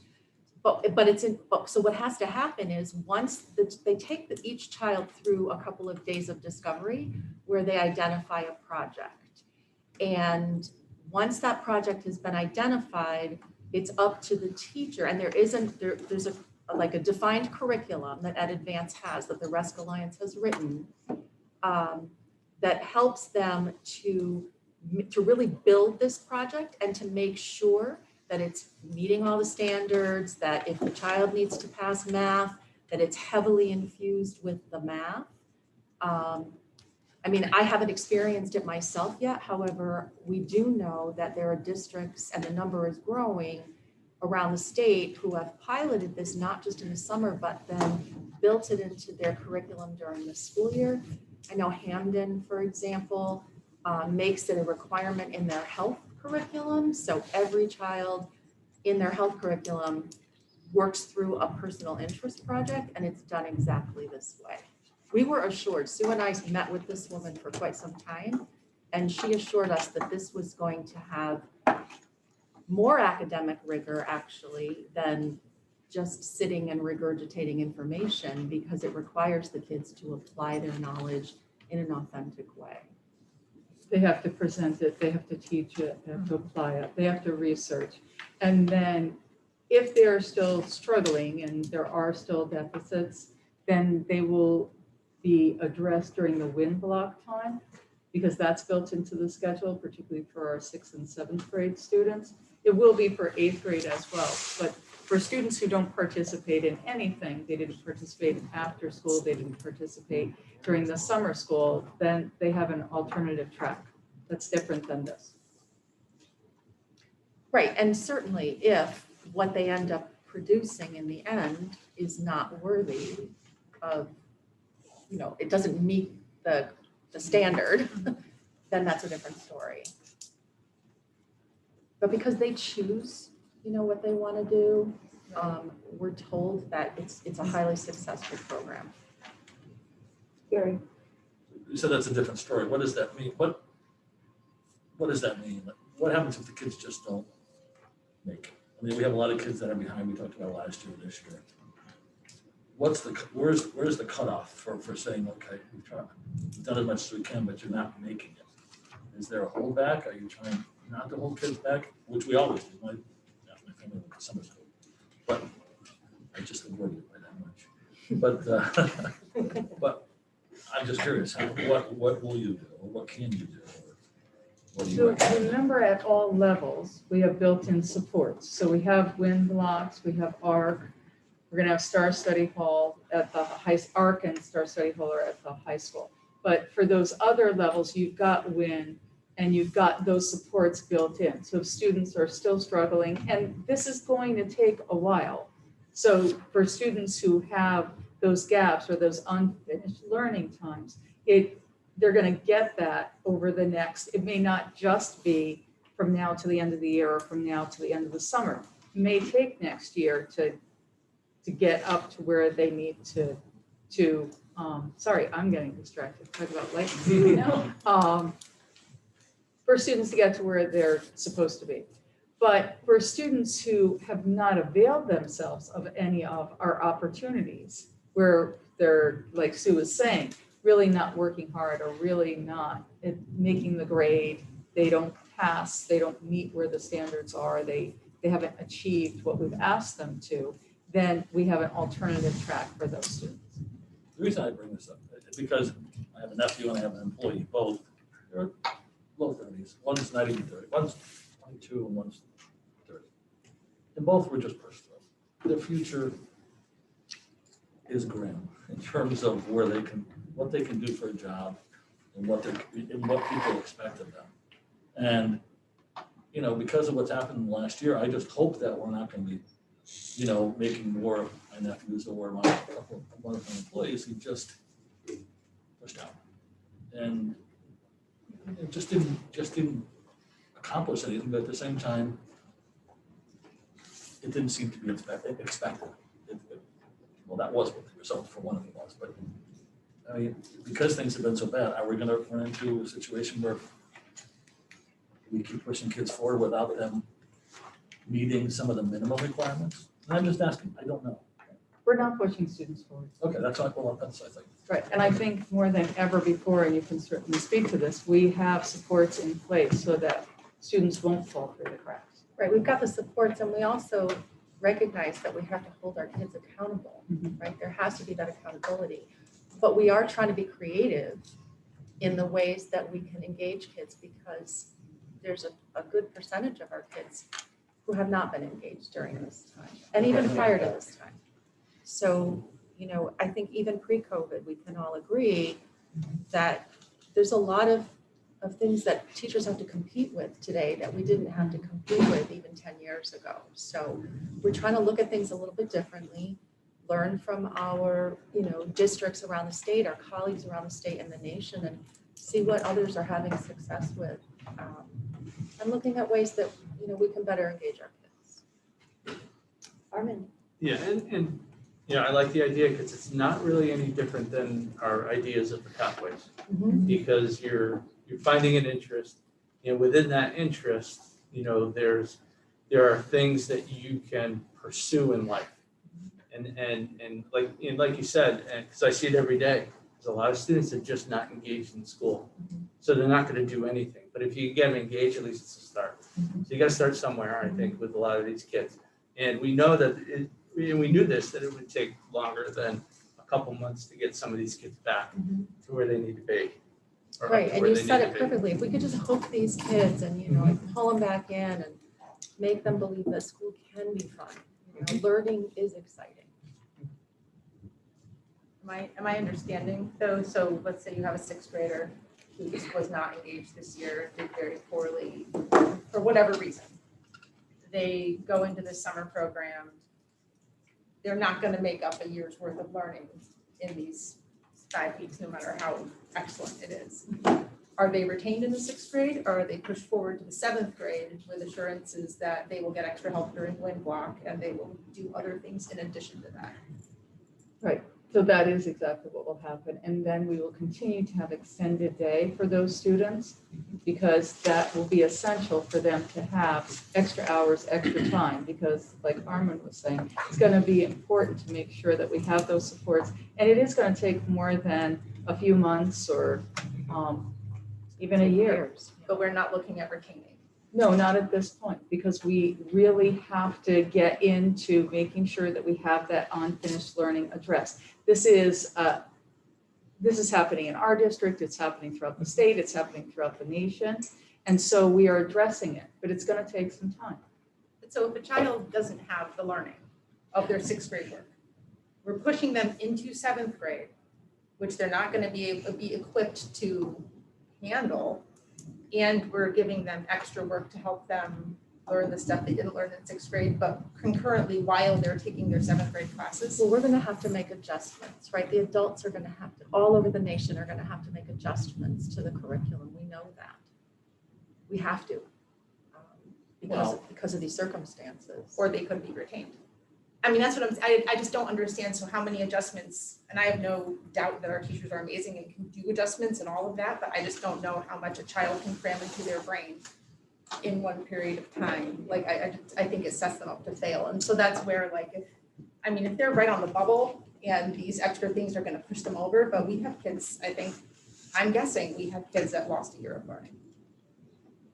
So what we're doing is we're looking at the numbers now. How many do we have that just, checked out and have not participated and really need something different? Or those students who are on the bubble or who with WIN and summer program and next year having after school, if you put all that together, you're saying, okay, they can cook along and then we're okay. Then we're back on track. And so we're looking at those numbers at this point. And we're trying to create scenarios to meet all those different student needs.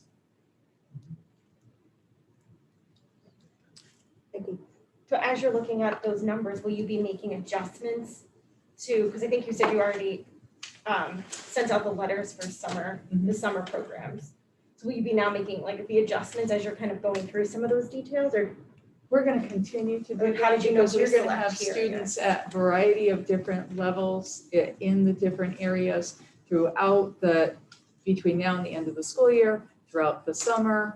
And as we go through each trimester at the middle school or each quarter at the high school or trimester at the elementary, to make sure that we're monitoring these students who really have that unfinished learning. I think the other difficult part is with the kids being remote, there's also that component of who's doing the work too, that I think we're gonna really need to evaluate also when kids return back to school. I guess the issue is, you say we're not gonna hold back, and that, again, I can tell you one thing, kids, one nephew and one kid that works, we can't read. Our goal as a board of ed is to make sure every kid that graduates meets a minimum threshold. And if only a kid back is the requirement, then in my opinion, we should hold the kid back. I don't know how we're gonna measure if a kid gets to 7th grade and didn't meet the 6th grade requirement. By the time he gets to be a junior in high school or a sophomore, he has no chance in life. And we can't lose sight of that. I mean, we really can't. I can bring you to my gym where there's a couple of kids who just graduated a year and a half ago. Ask him what 10% of 100 is, one of them. He won't be able to tell me. So all I'm saying is there are going to be kids who just aren't going to cut it. I think what they were saying is So I'm looking for there's that clarification on other that. group of kids who will have alternative program tracking, which is not the same as the summer school, like the completely disengaged kids. Right, correct. It's an gonna be alternative. And all I'm saying is, great, we have that, we have the money for it, we're going to put them through that. But if they're just not cutting it after 1 year, like St. Francis, if you get 10 or 12 kids stay back, it'll turn out fine. We do have to face reality that some kids, it's our obligation as a Board of Education to make sure that we ready these kids and that we're 100% certain, or 90% certain, that they're capable of going from 6th to 7th or 7th to 8th And by the time they're seniors, if they stay in school, they're ready for the real world. So remember, 9 through 12 has its own measurement throughout. If they don't pass, then they don't get the credit, then they can't graduate. So that is very cut and dry. You either do or you don't. So, and if you don't, then you got to go back and retake the class or make sure you get Right, earned the so I thought credit you were or saying you weren't doing whatever it is. So 9 through 12, yeah, it's very clear. And then, like we say, we're offering these opportunities. Hopefully they avail themselves of that. If not, then we have alternative tracks. Armin, Yeah, I Jess, don't and want to, continue to talk about this because this is more of an issue than just Torrington. And I'm not talking about education-wise, I'm talking society-wise. Because there's a gap with kids who, at one time, if you couldn't read and write, you could do quite well. It's not the same anymore. So, because there aren't those jobs out there that are high paying for those types of kids, okay? So I think we're trying to address the issue with the pathways going forward. And it's not something that's gonna get fixed overnight, and there are studies that say keeping kids back is not the way to do it also. So you gotta look at the data on both sides, and I think this is a bigger discussion than just what we're talking about tonight. So, Well, but we discussed this before, it's guys, we're always, like we discussed it 1/10 before. to it's our al- agenda. Yeah, And all right, so, just, yeah, we just- can't ignore it. It's Yeah. already 8:20. So does that move to sick then? Like, I guess the discussion around that? Right. Yeah, I mean, I was gonna ask a question about, because when it was shared with us how the 9th through 12th graders who were invited to participate in credit recovery were determined, it said grades, standardized test scores, and teacher recommendations. And I was kind of surprised that I didn't hear attendance on that list. Oh, no, sorry, that was on the list. Attendance Yes, I was? forgot, sorry. That Oh, was on so the I mean, list. because that makes me feel Yeah, better. no. Because I was just on the high school website today looking for stuff for my THS report. Yeah. and Our attendance policy is right on the homepage. Yeah. And it says 10 or more unexcused absences in a full year is a loss of credit. Yes, no, you're So absolutely right. we probably have a Attendance- ton of kids in that. Attendance was on the list. Unfortunately. Okay. Do we though? I thought I heard something different. But we have a ton of kids that have 10 or more unexcused absences. I guarantee it. Were there exceptions to that rule this year? To which role? To The- There were flexibilities that were offered at the state level, yes. But we still took the attendance into account as you chose your student groups. Right, because we had so much outreach, right, and, tried so hard, and, I mean, folks, all, Door at to every door. level, did their very best. I think I told you not long ago, they had in excess of 200 home visits just at the high school alone. Yeah. I do know at the state level, they did say the student completes an assignment for that class, even though they weren't in class that day. Yep. Then it counts It as counts, being in right. class. Yep. So I just want everybody to know that, It's at the state level. That was the state level. The Commissioner of Education, before he went to Washington, put that out in a meeting. So, Right, does that expire? well, it's still in effect right now. Still in Still in effect. effect for this Right now. school year. Yep. So here I just want to kind of refocus the board of what's our purview and what's not our purview, because I think we're getting so caught up in the weeds, but we don't know the specific cases. I mean, I think it's one thing for the board to say, we expect high standards for our students. We expect them to graduate with the knowledge that they should have to graduate. But I think it's very difficult for us to sit here, especially after this pandemic, and try to figure out all this stuff. I mean, I don't think, because I Not think a you could make normal the same situation. argument that some of our other students have been overly being helped by their parents during this time. I think you're really not going to know the fallout of this until we get these kids back in our care full time. And then we're gonna have to do evaluations. Fortunately, we're gonna have some other funding mechanisms to look at what are really our targeted areas. And nobody's trying to give something that kids didn't deserve, but every case is so different right now during this pandemic. It's not black and white. Right. Well, results are black and white, it's black and white. And we have to make sure every step of the way, the child is capable, we feel like he's capable of getting to that. So, you know, I'm not questioning how they're gonna do it, I'm just saying there has to be consequences and results for these children to move forward. Right, but Whatever they decide. Right. But what I'm saying is none of us are experts in how to do this. I don't have my own 92. I don't have my teaching certificate. So, you know, Kathy does, John does, Armin. But, you know. And yet here we are responsible for the education of the children in Torrington as a board, right? So I think we have a right to ask these questions. And these things do cost money. So we have a right to ask questions about things that cost money, right? We have the right as a Board of Education to set budget, set policies, and evaluate the superintendent. That's what we have the right to do. Give her the rest of the agenda. Right. Well, we also have the obligation to make sure that's in our Board of Education packet and policy members, and everything else are followed. And if they're not going to be followed, we should policy. Many aren't being followed right now. We're not changing policy. Let's discuss that later. Because And you guys can discuss this. We're in a pandemic. Anybody that thinks anything's normal right now, nothing's normal. Nothing. I'm responding to the same answers we've questioned in the past before the pandemic.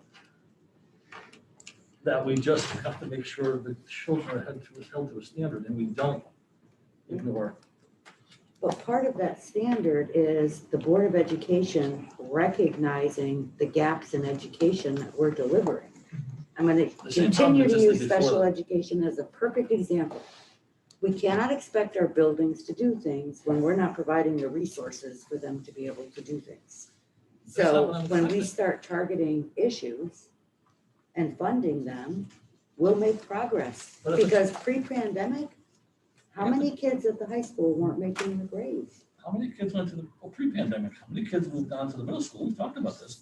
That shouldn't have moved down to the middle school. It was a lot. I couldn't read. Right, but you can hold them back till the cows come home. If we don't have the resources to provide them, it's not going to make a difference. We need to put the resources in, which we're doing now. We're getting extra assistance for reading. We're putting strategies in place to actually give these kids the skills they need. That's what a board is. What we're supposed to be doing, providing the resources for the kids to be able to learn. We have, well, it's a much more philosophical discussion. We could probably talk. Well, we can talk philosophical. Yeah. Because I'm not questioning the COVID. You know what I'm talking about. I'm questioning, you know, the willingness, if we are willing, and I'm not saying we are. And we look at things differently. All of us look at things very differently. Some of us want to place blame. I want to tear this stuff apart and try to figure out what the problems are and try to fix them, which is what we're slowly doing. But I don't know what you guys. I'm pointing facts out. We've talked, I mean, but we don't know their facts. How many people? Okay, point of order. Can we get back? We're gonna get to a situation probably we don't want to get into. We do have Let's get facts. back to the agenda. Yeah, let's get back to the agenda. Yeah, we'll go. I don't think it's fair for you to try to shut us down. Shutting you guys down. I'm saying, you guys, we have to know what our role is and what their role is. And if the board wants to continue to get into waters we shouldn't be in, then I can't protect it. And maybe I'm not the right chair for this board, because we can't continue to do this and then I have to deal with the fallout of this. I'll deal with any fallout then. I'll let the public come after me if I feel like I'm not living up to my requirements as a Board of Ed member. If it means me resigning because I don't think we're living up to it, I'm willing to do that. But if you're asking me that as a board member, based on what I'm being told I have to do by our policy manuals and my commitment to the city, then I'm just gonna do it. And if I ask the teachers to have higher standards, I'm gonna ask that. Because I ask that of my employees, I ask that of my children, and I'm gonna ask it anybody that we engage through the Board of Education. That's our role. We can discuss, we can debate, and we can fight. It is better than following what the rest of the state does or the national people are doing, because they're a mess. And things aren't improving nationally either. I can find you many studies. All I'm saying is, And all I'm saying, Gary, is if you want to set a policy to talk about this stuff, we can set a policy. Mhm. That's what we can do. So, Correct. and we've talked about this month after month after month. But we can't keep coming to these meetings and going around in circles about this person's philosophical beliefs and this person. If we want to change, if we want to do something relative to passing or whatever it is, the board can set a policy. well, we have the policies already. We have to change the policies. Right, To accommodate so we what can they're do that. So what you're requesting is that it be brought to policy. Is that what you're saying? I'm, no, we're gonna school improvement to talk about what our goals are and how comprehensive they are among all the members, and then we can, we can feel it out. And I'm not gonna demand anything from it. All I'm saying is, listen to what we're saying and understand the reason why we're saying it, fold it into the discussion, and see if, again, I don't believe everything they're doing is correct, but then again, I'm not an educator. But at the same time, I don't think they should assume everything that we're proposing as board members is incorrect. And we're gonna get a lot of money to fix it, and we've done it with other parts of our budget. But all I'm asking for is, in the meantime, if people are never reaching that level they're supposed to reach, that we be informed of how they get to that point. Because if they're graduating without meeting the minimal requirements because they didn't get the 6th or 7th or 8th grade, we've already gone past the point of no return. And I'm just trying to make sure that we're comfortable as a board, those who are concerned about it, that the kids don't get to that point. But everybody's concerned about it, Gary, but it starts in kindergarten. It doesn't start at the high school. I didn't say so, we And were talking 6th grade, but I'll go back. But we're talking about putting a top-notch education system in K through 12, so we don't have these problems when they get to the high school. I agree with you, but in the meantime, I want to make sure every kid that we have today doesn't have to wait till we start from kindergarten. That's all I'm saying. That's all I'm saying. That's what we're Correct, but we have those supports in place for the first time in a long time. So and we've seen the success when we have the supports and the structures in place in our special ed. All right. That would lead us to our next item. Thank you. That's good. Yeah. Just a segue. And we are a board that can laugh and discuss. Thank you.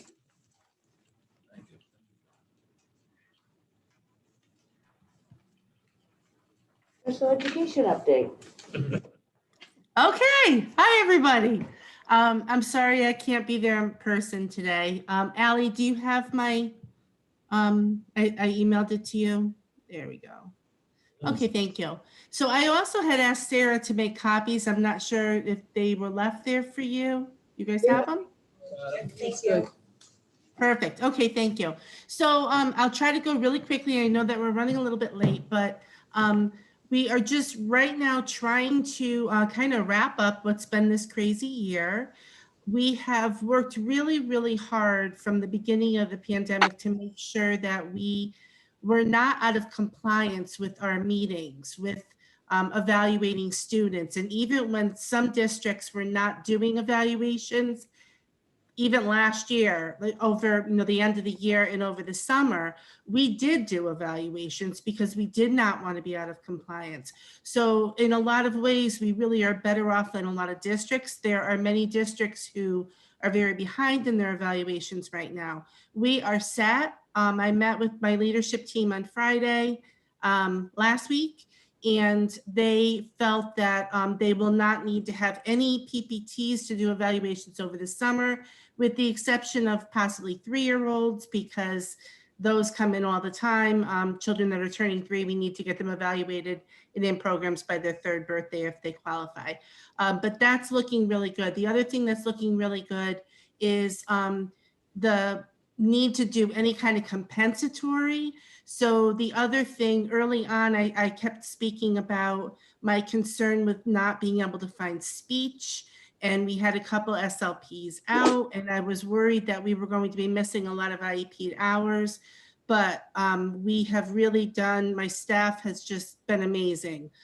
They've really gotten creative and tried to figure out ways to make sure that we really made up missed hours of speech, of OT, so that we are really where we need to be at the end of the year. So I'm really happy about that. As we're finishing up our evaluations in our, our testing right now, I'm pretty happy with where we are. For the first time, I think in quite a while, our total special ed numbers are below 750. You could see we were able to exit a few more students, and our in-district is below 600, which is great. We remain below the state average as far as our prevalence rate goes, so I'm happy about that. If you could just scroll up a little bit, Al. And then as far as the referrals goes, this has been really interesting. I was really glad. I think Ed was the one who had originally asked me about this, and it's been really interesting to me to see that the difference when there is a parent referral versus a school referral, because sometimes, as I mentioned before, a parent may ask for a referral before we've been able to do all these wonderful things in regular ed that, you know, we're trying to get accomplished. And so we've been a little bit premature sometimes, and you can see that when you have the number of referrals, then not in this chart are the number that actually went to testing on them, and then the percentages that qualified.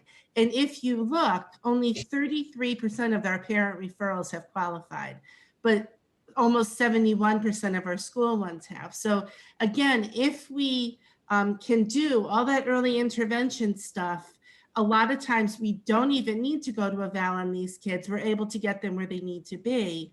I am a little bit concerned about what's going to happen now that students are returning, because as we were just speaking about, you know, there are children that have suffered, and parents may be extra concerned. And so I'm worried that we may have a little bit of a spike in parents saying, well, I think my kid needs special ed.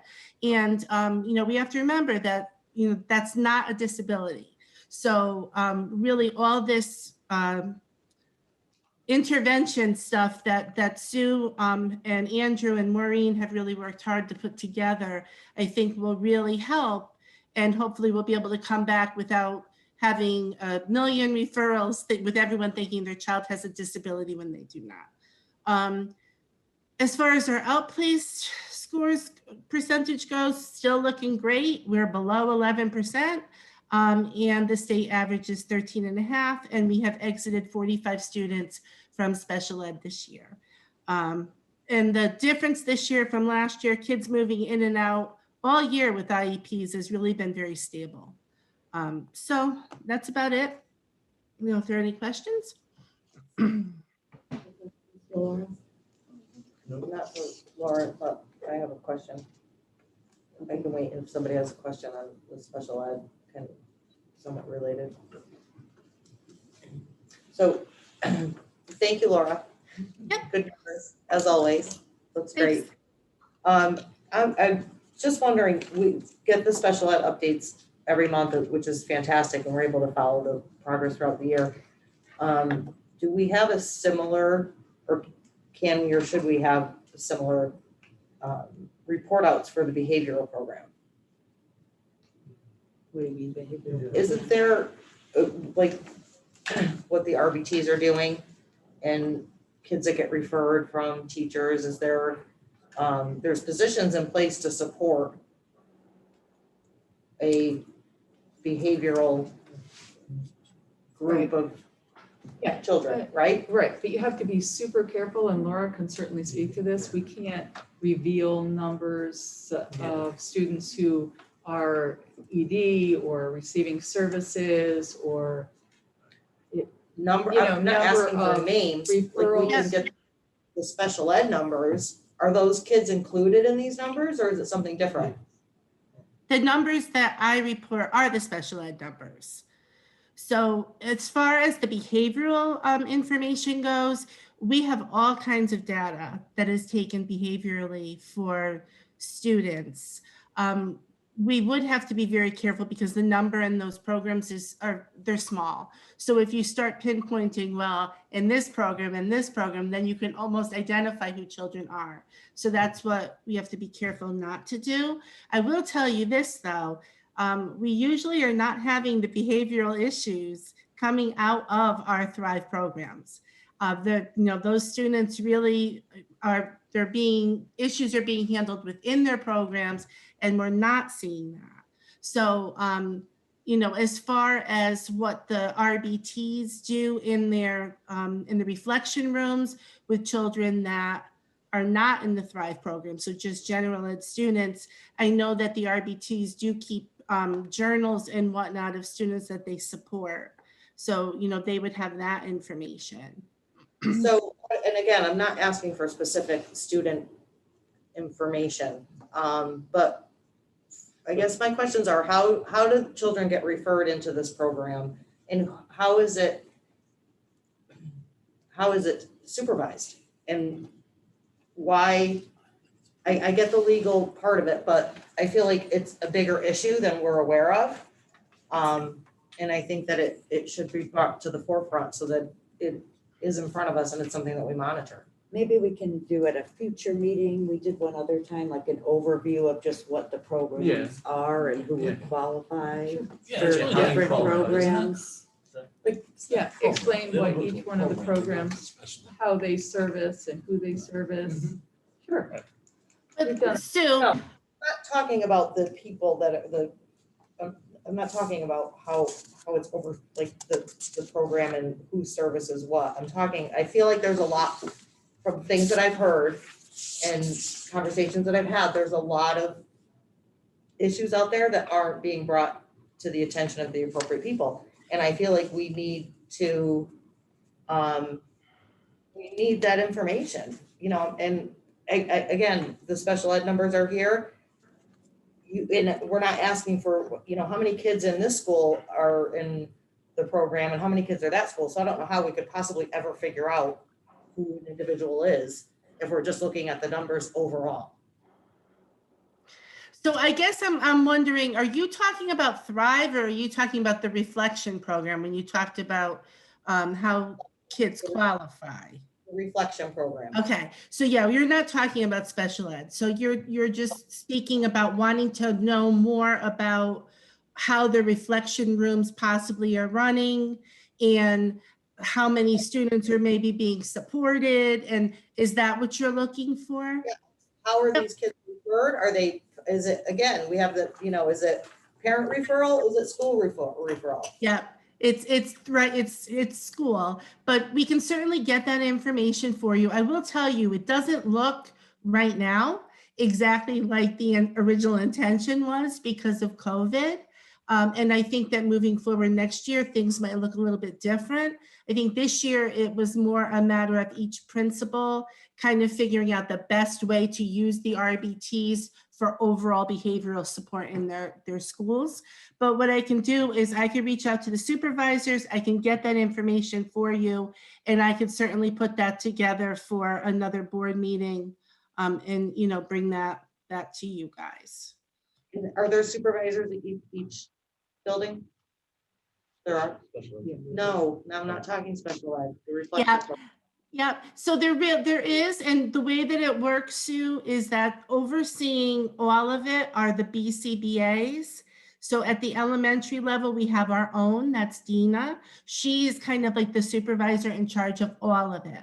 And at the secondary, we don't have our own yet. We're looking to hire one for this coming year. So we contract through Benhaven. But then underneath them in the elementaries, we have the 2 behavior interventionists. And then every school has their own RBTs. So the RBTs report to the interventionists and the BCBA. So that's kind of how the structure goes. So BCBA reports to you? I'm sorry?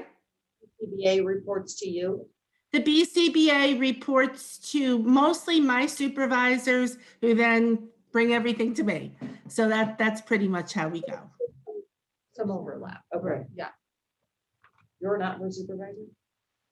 The special ed supervisors in the buildings. Oh, in the And buildings, they right, report to Laura, okay. I thought you meant you were referring to them as your supervisors, sorry. No, I'm Laura's. Right, so your supervisors, so, I'm For- sorry, for I'm sped off track, but it's, supervisors, the hierarchy is not clear and Right. it doesn't seem as organized as the special ed program, and I think there's a significant need for it. Sure, it really is, and I really can break it down for you and give you the information so it's a lot clearer. Okay. Thank you. Yep. We have 20 minutes, guys. A lot to go through. Sorry. That's okay. right, American Rescue. No budget. Really budget. UA budget, So, pretty much. Yeah. Yeah, so we don't know anything yet on the Board of Ed budget, so there's really no. Oh, no, I'm sorry, it's this year's budget. No, that's I next think year. that's next year. Yeah, next year. No, we don't have a date yet for when we're getting our budget number. So more to come on that. American Rescue Plan. Okay, so could you pass that one up? Yeah. So we do have a clarification on the amount. It is the 5,955,136. Unfortunately, it's not the 1.6. And basically, the state was just saying they received less money than they thought. I'm not sure how that works, but that's what all districts are being told as far as the information. So the reality is we have the 1.9. That's what we have to work with. I did review most of this during the budget meeting, so I'll just quickly share the highlights. The focus on the American Rescue Act is very specific. We don't have a lot of wiggle room like we did in other areas. So it's on learning, acceleration, academic renewal, and student enrichment, so that students are not staying back or falling behind, that we are addressing these issues now in a timely manner. Family and community connections, our home visits, our conversations, our communications that our social workers, guidance counselors, teachers are all making, working so hard on that. Social mental health of students and staff, which, as we say, works with that family community connection, making sure that students are engaged, very, very important. And the strategic use of technology, having that one-on-one device, which is built into our plan for next year. And then building safe and healthy schools. And as Fiona mentioned at the budget meeting, it has to be related to health issues. It's just not, okay, any type of infrastructure or capital plan items that you may want to throw into this. Has to be health related. So basically the important part on page 2 is the 20% of the allocation has to deal with the learning loss that's occurred during this time period that everyone's experienced throughout the state, throughout the nation, responding to students' social, emotional, academic needs, and really targeting those students in disproportionate or underrepresented groups, such as children of poverty, students of color, our EL students, our students with disabilities, or SPED students, so that we really are making sure that we are providing an equitable program for all students.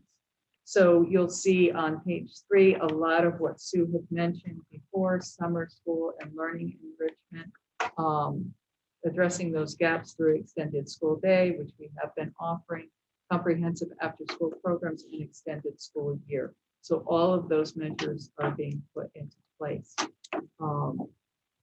And so then just the plan I've mentioned, the students and the populations that we're targeting on the next page, equity focused, really making sure that we are being equitable and giving opportunities to all students. And then the very last page is just the timeline. So I've already done the assurances so that we can get the funds. So May 24th, I think at this point, I talked with Angela, she confirmed that they will release the funds once we issue our plan, which is due on June 23rd. I've said before, in this plan, it's a multi-layered, it's an application, but it's also a plan for reopening. So we are not required to have remote instruction next year. We are planning for 100% in person. And obviously continuing to honor any accommodations we would need to offer individuals through 504s or special ed, as we have always pre-COVID. And really, and I know we've talked about this a number of times, how important it is to have in-person instruction. But we need our students to be with us, and that will make so much difference. And like Fiona was saying earlier, for those kids who have been remote all year long, just transitioning them back will be really tough. and Sue's comment about the wonderful pre-K program that we have pre-K into kinder, because those little kids finally being able to come into schools and being able to have that experience, some of it during the summer, so that they can get adjusted as well. So it's really fit all grade levels and all ages of children, of our children. So, and the funding will be able to support some of those things. So funding proposal will start to be fleshed out and put together. And I'll certainly bring that forward to the board. We do want to get stakeholder input, so we'll just be asking folks about the in-person model and moving forward. And at the same time, we have to develop a plan. So it will be an adaptation of what you saw last year at around this time. I think the due date was almost exactly the same. For our AAA plan, it will be modified. The green, yellow, red, if you remember, will be in green. And so we'll make the adaptations to that. So, yes, so I think it's good news. Certainly. So we're really looking forward to moving forward, and obviously with accommodations that are set forth by CDC, EPA, and our own local health agencies. They're saying masks will be required, so that'll be in our plan. And we'll find out more particulars when we meet on Tuesday morning. I meet with DPH, Connecticut DPH, and CSD, the Connecticut State Department of Education. They'll keep me posted. I'll keep you posted. But I think we're getting closer. So as an add-on to that, we're thinking we would move the board meeting if we could from the 23rd to the 21st, so that we could look at this plan before it has to be submitted to the state, because it's due on the 23rd. Yeah, that would be great. So it'll be too late by the time we have our next board meeting. Monday, the 21st. Monday, the 21st would give us an opportunity to be able to see it and look at the plan before it gets submitted, which I think would be better. Pardon? Last day of Yeah, school. I know. Yeah. Sorry. The only thing we were thinking, because then if any adjustments Yeah, no, I had to get be why. done, then we would have another day to do that. It's usually party day for everybody, right? Yeah. At the school. Yeah. At the school. Moms too. That's sweet. I mean, unless you want to do it the 22nd.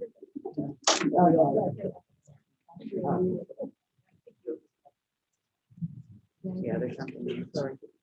Tonight Any would've been a good questions night on that? for that, Gary? Monthly financial. Somebody was Um, at the budget meeting. Yeah, I'll just say that we're at $746,450 surplus as of the budget meeting. So that about sums up the financials. I That's just a have good sorry. thing.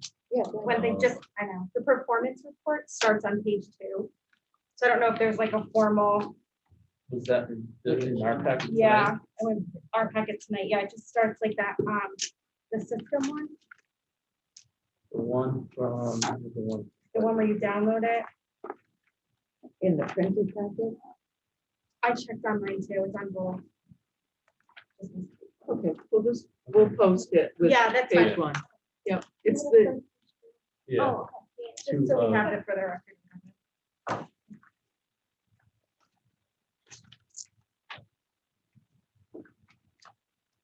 We'll email the budget one was had the page. So pull it from the budget one. Now, COVID expenses. Yeah. Sorry. Quickly, remember the COVID expenses are only good from March 2020 to December 2020. We just got a letter today. They extended the dates, so we're filing our last payment for $40,000.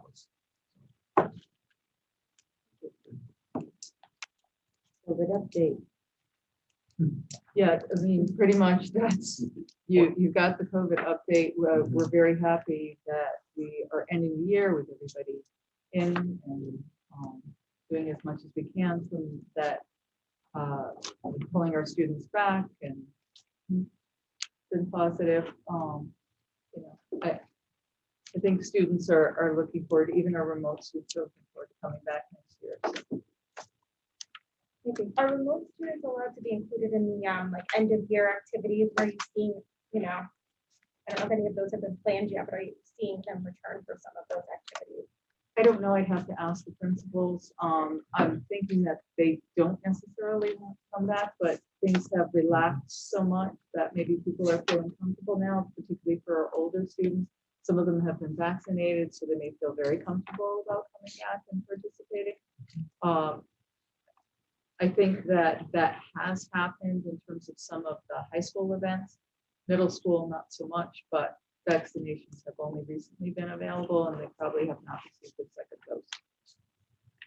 But I can check. Yeah, and I'm let you just know. curious. Yep. Okay, administrative policy number 6100. Well, that one and 6101 were current policies were outdated, but the nurses are following the current guidelines and statutes. And Shipman has a wonderful policies that cover these. And much discussion and decided to move those to the board. Right, these are Shipman's model policies for both. The only change we made is our current policy, which was 6100, was a combination policy. It had the immunization built into the assessment and screening, but Shipman advised that they be two separate policies. And especially now because there's still such pending information around immunization, so we would only have to modify one. And you know, we don't have, this policy is written by Shipman based on the latest information available.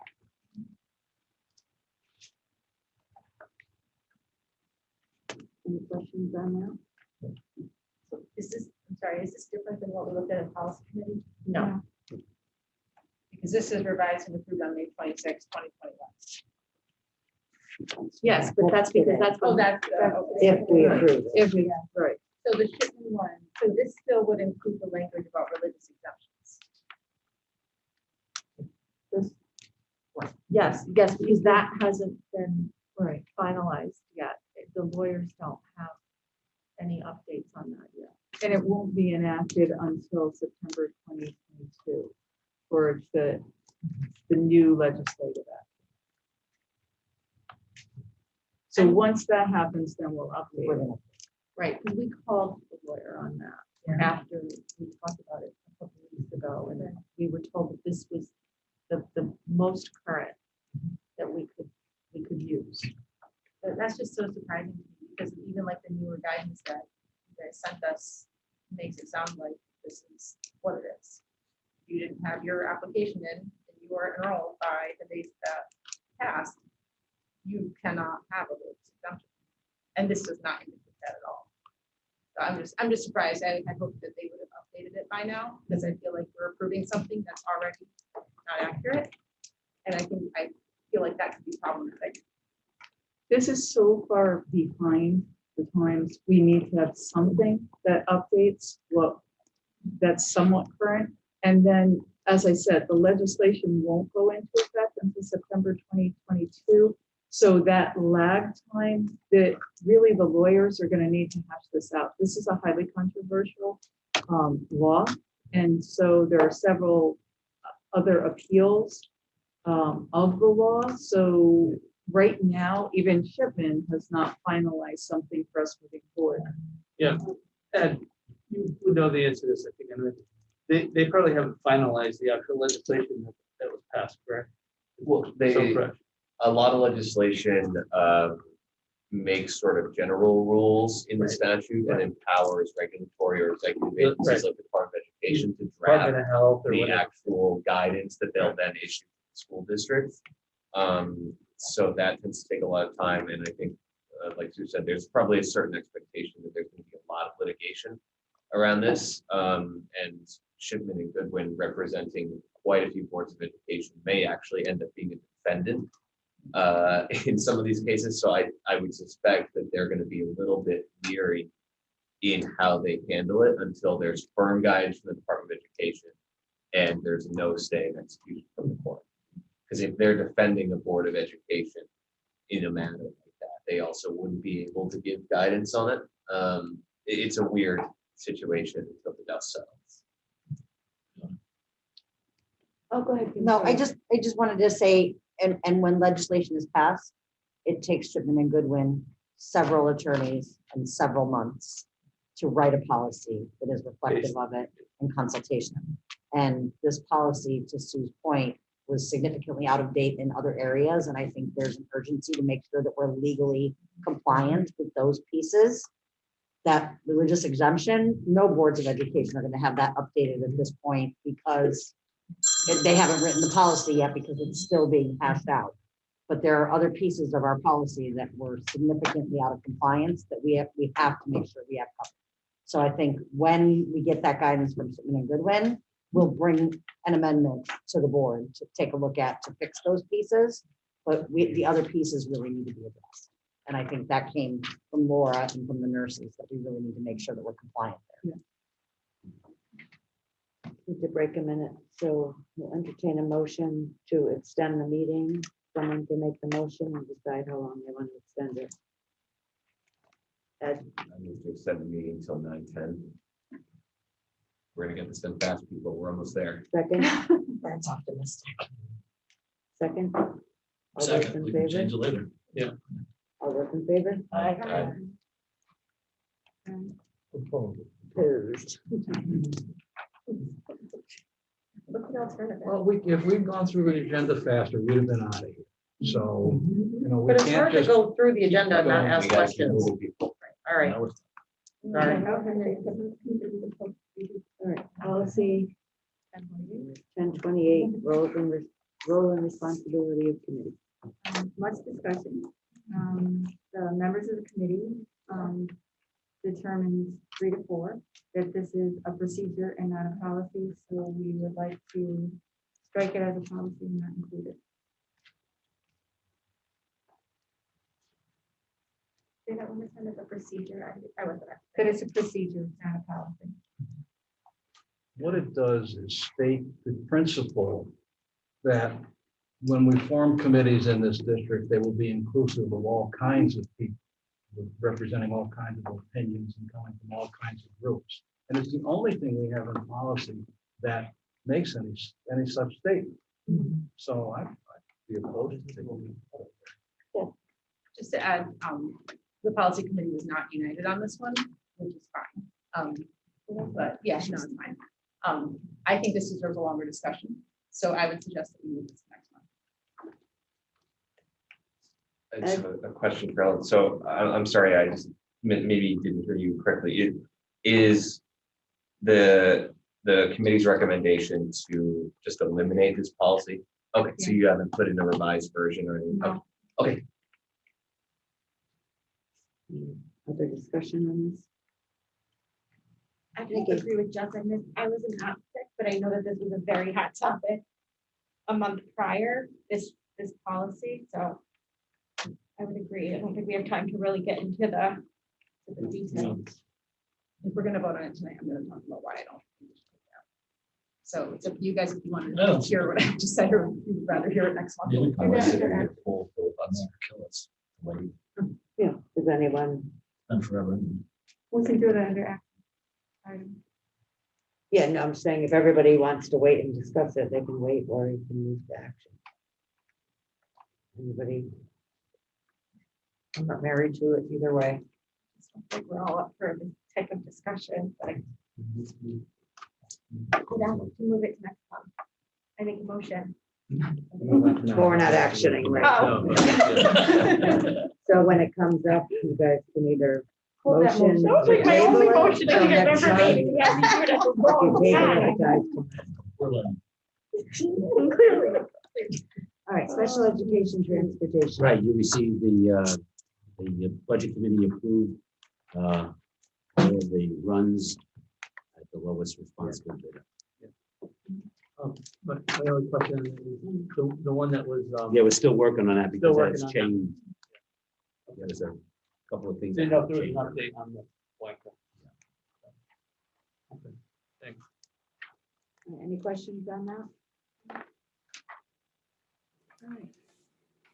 Architectural contract SLAM. Yep, building committee approved the contract and is sending it to the Board of Ed, and then we go to city council. You all have seen it. It was on, I sent it out as a, in your, I send it to everybody, as you can see. So. Any questions on the SLAM contract? All right, HVAC contract. We presented it in facilities. There were 3 bidders. The bidder that's being recommended to the board was not the low bidder, but based on the backup for additional work that would happen. And because of a result of that, we recommended this bidder because the cost would far be better than the low bidder's cost. So that is West State Mechanical. Any questions on that? This is the same thing we heard at committee the other day, right? Right. Okay. Yep. Yeah.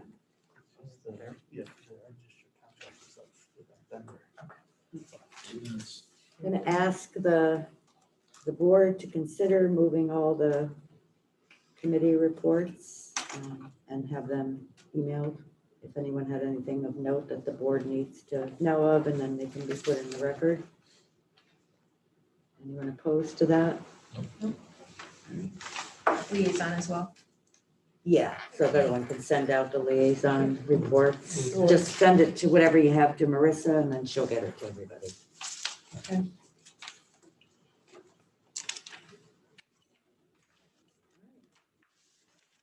Entertain a motion to approve the contract of the new. She's like. Yeah, no, I just want the exact wording of it, sorry. No, that's okay. Get it right now.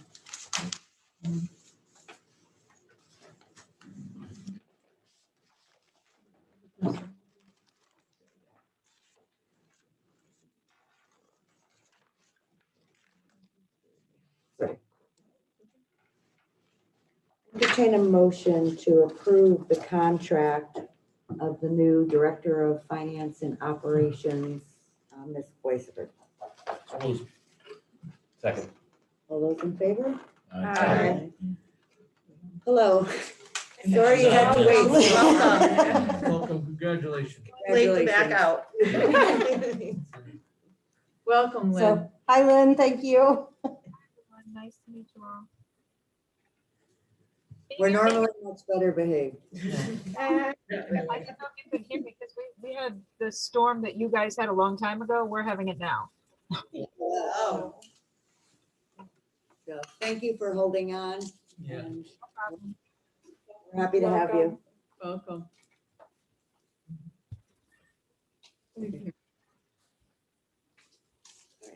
Entertain a motion to authorize the board chair and the superintendent to negotiate the contract with the current business manager. So Second.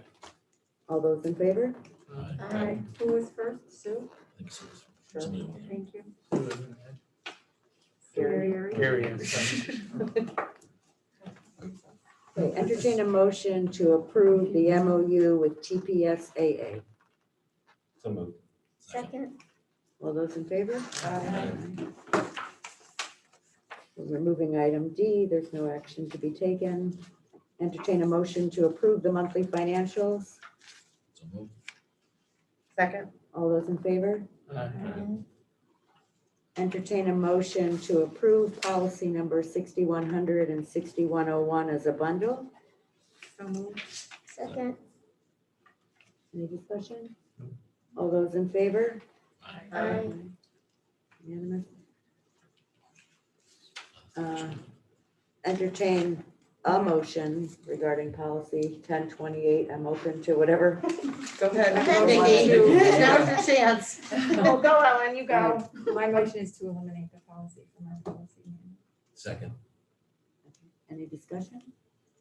Yeah, so I guess we're gonna talk about why I don't think we should do that tonight.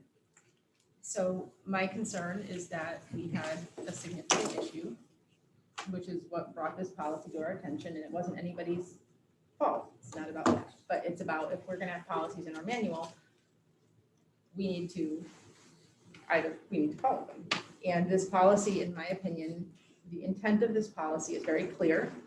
The intent of the policy is if we are creating a large-scale committee, that we want to make sure that we include specific, stakeholders from different arenas and can consider various philosophical views. And the complaint with the policy apparently is that it's wordy and nobody knew we had it. But I don't think that's a good enough reason to strike a policy and not replace it with something else. My personal preference, well, I do.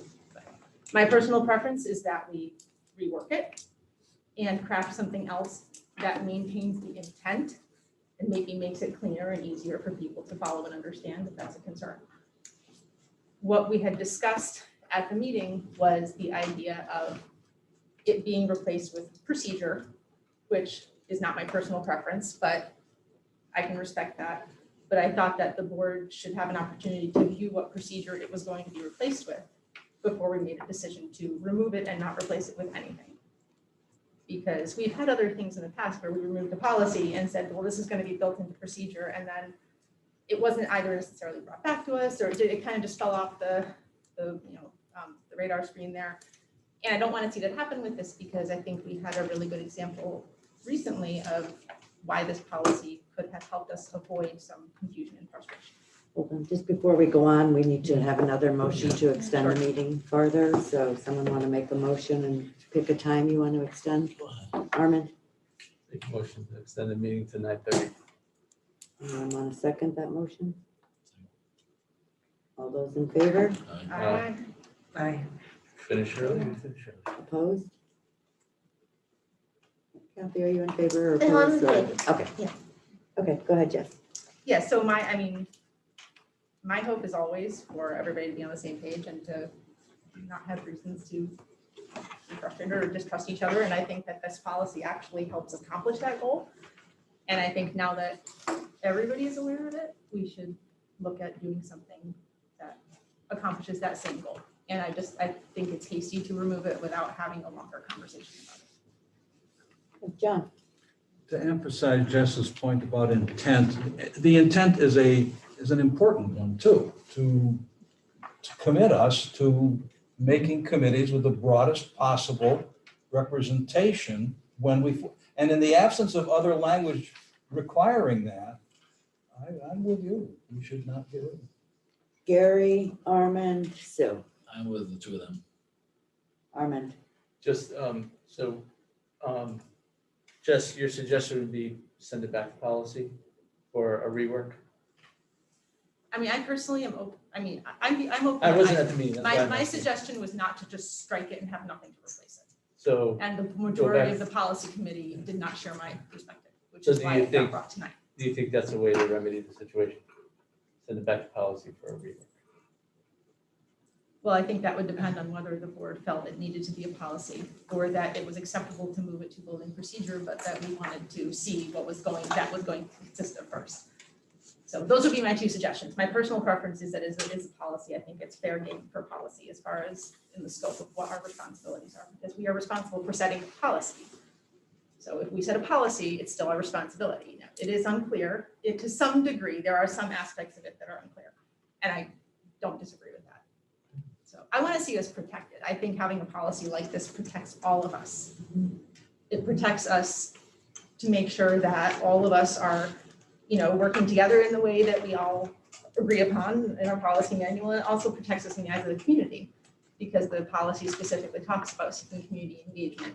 And that's something that I think is important for us to memorialize in certain circumstances. Okay, Armin, Sue. I'm Nikki. sorry. You went. I already went. You're, I'm all set. he's, yeah. I'm okay. Are you- I'm ready. He went. So go ahead.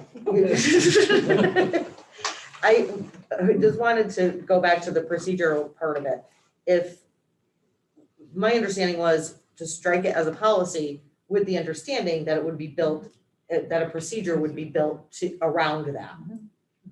At the building level or at central office, I don't know if it was that clear, But I don't think that our intent was to just disband the entire content of it and just leave it to them rather than, because to Fiona's point, when we talked about it in policy, it was outside of our purview, really.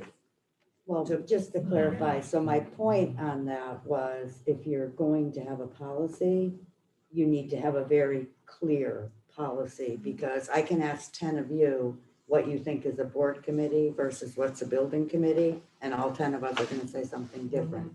So if you're gonna have a policy, we have to make it clear what the expectation of the board is relative to committees, because Kathy, as the Torrington School Principal, can start a committee. Right, we did And that's not the board's purview. So Nor do I think that's what that policy speaks to. will does having a procedure satisfy your, and I understand your position and I know we've talked about it, but does having a procedure in place of the policy satisfy your concerns? I mean, what I had said that I wanted to see happen was if we were going to go that route, that I think we should see what we're getting in replacement before we remove something. That's all. And I do think this is fair game for board policy because we're talking about committees that involve board members theoretically. So that's kind of which is again, a larger discussion. I'm just saying, I don't think that the board should remove a policy that could have current application without seeing what we're going to replace it with. Hold on, Nikki, Gary, then Ed. No, my question was answered.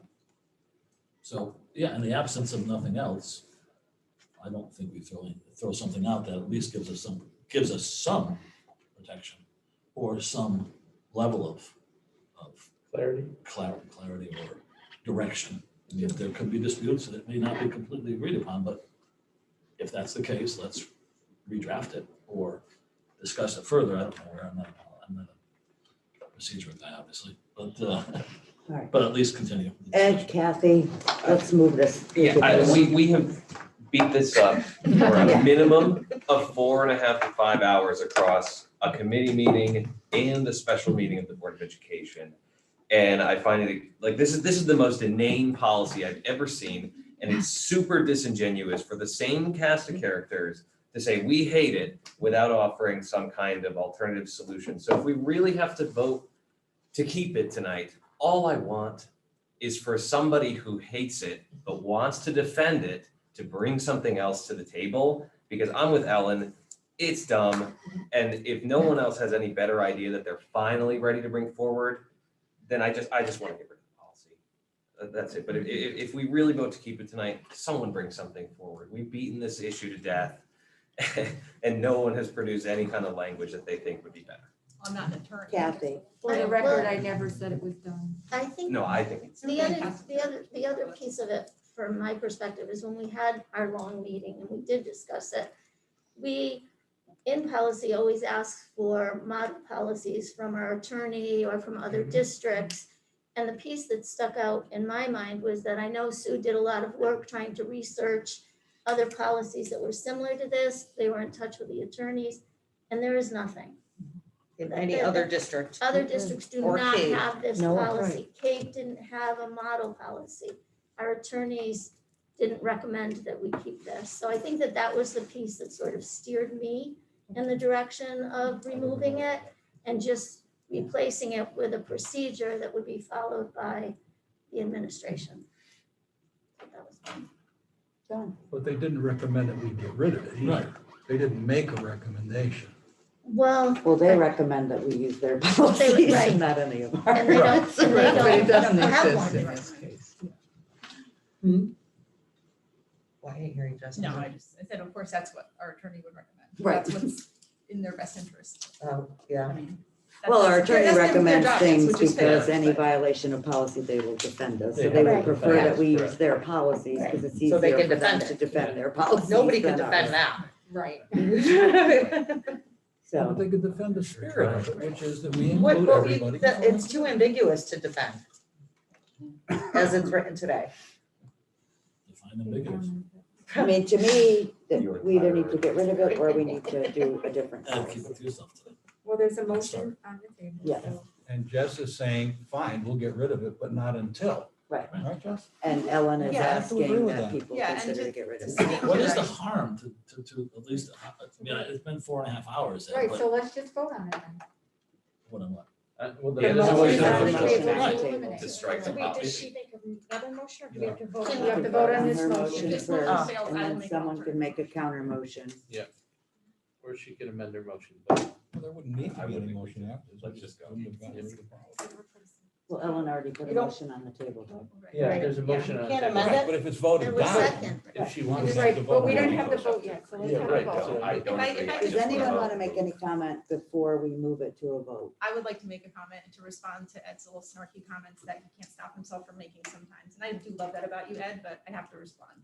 So I'm not an attorney. It's not my job to suggest alternative wording. What we discussed at the meeting was that this would be moved to building level procedure and that verbiage would be crafted by the administration. My request was if we decide to not have this as a policy, that the board just has a chance to view what it is that they want to put in their procedure manuals before we make the decision. Does that clarify that for you? Oh, no, I understood your argument perfectly the first time. So you just pretended not to understand? Okay. Okay. No, I just don't care. Let's move Okay, on move this. Does anyone else have any comments or questions before we move the motion that's on the floor to a vote? Like I said, one more comment. If it's not a big deal, why are we rushing? If they're gonna come up with a procedure, the administration, then why are we rushing? I mean, we can't make a decision, you can't, it's something, we can't say it's not working. We need clarity, and we're gonna get rid of it, even though it's something we have, until we get a procedure, because the procedure could be months from now. Well, the reason is because the policy committee made a No, I understand. recommendation to I know. move it to the board. So I now the understand board has to decide what we're gonna do. Correct. I asked for a motion, Ellen put a motion No, I on know the that. table You to asked get for rid of it. Someone could have put a motion first to squash it if they wanted, but they didn't. So Ellen has We a tried. motion that we need to vote. I tried and I apparently did it too early in the agenda. I did try. So let's vote. Let's vote. Any, no clarifying question? Okay. So Ellen, please just repeat your motion because now I don't exactly remember the wording of your It's just motion. to eliminate this policy. Okay. And who was the second on that? And Okay. All those in favor? One, two, All in favor three. of squashing it. Okay. Would- Opposed? I have a question, but I guess I'm gonna have to abstain. Voting time. Are you opposed or in favor? I'm abstaining. Can I do that? What? All right. Well, because I don't know if I want, we need a procedure in You place still and I'm have the majority. confused as to Then what we're right doing. now, what's on the Okay, table right then, now is do we squash it tonight all right. instead, yes or no? Marvin, what's your vote? Opposed. Who's opposed? Opposed. I'm opposed to Okay, squashing. so five Make it John's clear again. opposed. Nick is opposed. All right. Okay. So nothing's happening with that policy No? tonight. No, Policy lives. So should I make an alternative motion that it gets sent back to policy committee and that we review the building level procedures or that it lives on, or do we just squash it? I think Ellen can And just if decide somebody to put it on wants her to agenda, remove right? it, You guys they can bring do us the whatever you want procedures as board members, whatever I'm you the guys chair want. of policy, so we can put it on the. Put it back on agenda it to make it a procedure, get that done and just never, ever, ever talk about it again. Take windows. And with the understanding that we have to prioritize the administration's time. So Yes. with the end of the year coming up, that's not going to be a priority for them for a policy that's been in place for, I don't know, 30 years. Well, and I'm fine with us not talking about it right now. All right, moving on. Approval of the special education contract as proposed and recommended by Budget Committee. So moved. Second. All those in favor? Aye. Approval of SLAM architect contract as recommended by the Building Committee and the attorney. So moved. Excuse me. Second, all those in favor? Aye. Aye. Approval of the HVAC contract So moved. Second. as approved by Mr., or recommended by Mr. Bello. All those in favor? Aye. Entertain a motion to approve the Board of Education regular meeting minutes, May 3rd, 2021. So moved. Second. All those in favor? Aye. Entertain a motion to approve the joint meeting minutes from April 28th, 2021. My name is Nikki Ugalito. Oh. She never knows. Sorry, I looked at those You too. never know what she'll say. Sorry. Another I'll be in your daughter, whip. another daughter. Yeah. So as amended? As amended. Come to name this something. Nikki, you wanna? Yeah. Amend your. Amend the motion. Amend the motion to approve the minutes with changing Nikki. As amended. As Yeah. amended. Okay. So Entertain a motion to receive the committee meeting minutes as a bundle. So move. Second. All those in favor? Aye. Entertain a motion to approve the consent agenda. Wait, forgot the out of state. Yeah, out of No, state. they're last. No, it's last. That's after this Oh, one. that's right. So All move. right, Thank second, you. sorry. Adam, who was that, Nikki? Thank you. Oh, okay. So you did consent agenda. Yes, oh, I know, it's with Ryan last. All those in favor of the consent agenda? Aye. Aye. All right, entertain a motion. To approve. Actually, I'll entertain a motion for the Washington DC field trip. I make a motion that we allow the field trip to continue as it has in the past. And In be May. allowed to happen in May rather than during school off time. Anyone want to second that I motion? second that motion. Sue, any discussion? I'll Go vote ahead. for, I will vote for this, but I think if I were to make the motion, which I was going with. Oh, sorry. No, it's fine, it's fine. No, I would like to see us approve this for 1 year pending further analysis, because I think we really need to, after we do this again, get a better accounting, a more complete accounting of real dollars and cents, real impact in the buildings, all of these different things.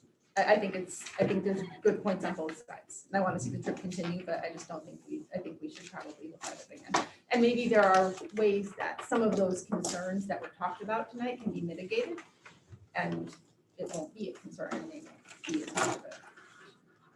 So I'll amend So my the vote motion. is only to approve Can I amend my motion?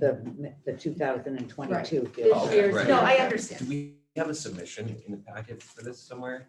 It's Or like not what are in we the- actually voting on? Because if we don't have one to approve, doesn't it, don't we have to He have? did submit one, but it I didn't have make it it, into I the have, packet. I have it here. You have it? Okay, so so we're just approving it as submitted, I assume, based on what Gary just said? Yeah. Yeah, okay. I just want to make sure that like, we're doing this right. Right, so it's for 2022, so this is. Yeah, to approve it for this year. And there's Second. discussion on this, if you're asking for that discussion. Yeah. More discussion. That since there's going to be some educational curricular components of the school improvement could look at those curricular problems over the next year before we approve the following years. And budget could look at whatever budgetary problems they might see. Armand, Yeah, I agree with Jess that we need to look at it, because obviously we're only doing it for 1 year, but because tonight I'm leaning toward voting against it. I'd rather see it run in April, like the rest of the trips. But I would be okay with obviously just now, as long as we commit to looking at it this next year, all the impacts, financial and otherwise. all right, all those in favor? Aye. Opposed?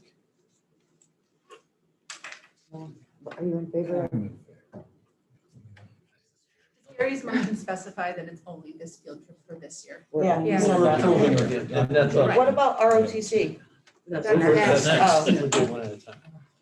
Next, and we have 5 minutes, so someone's gonna have to entertain a motion to extend the meeting.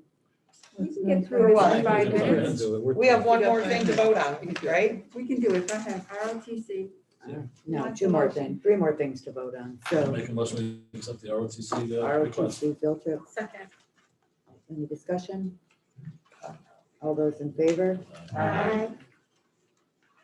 Okay, entertain a motion that the Board of Education will be requiring all students unless they have, and staff members unless they have a 504 or a disability to be in person next school year. So moved. Second. Discussion? All those in favor? Aye.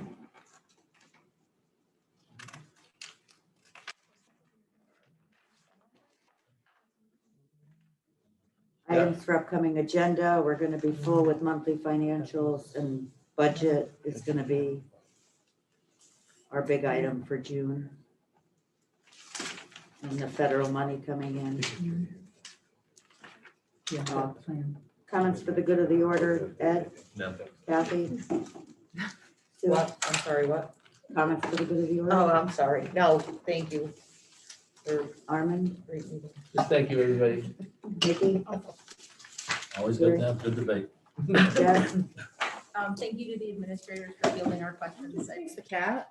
Willingness to fill us in on things. And June 4th is Raider Rally at Torrington High School. They haven't met their financial goal yet, so check out their website and maybe you can help.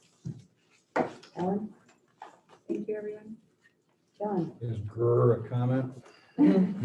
Yes. Sure. 3 R's. 3 hours, 4 So hours. mine is, I want to thank Mr. Aram for everything he's done for us and the district.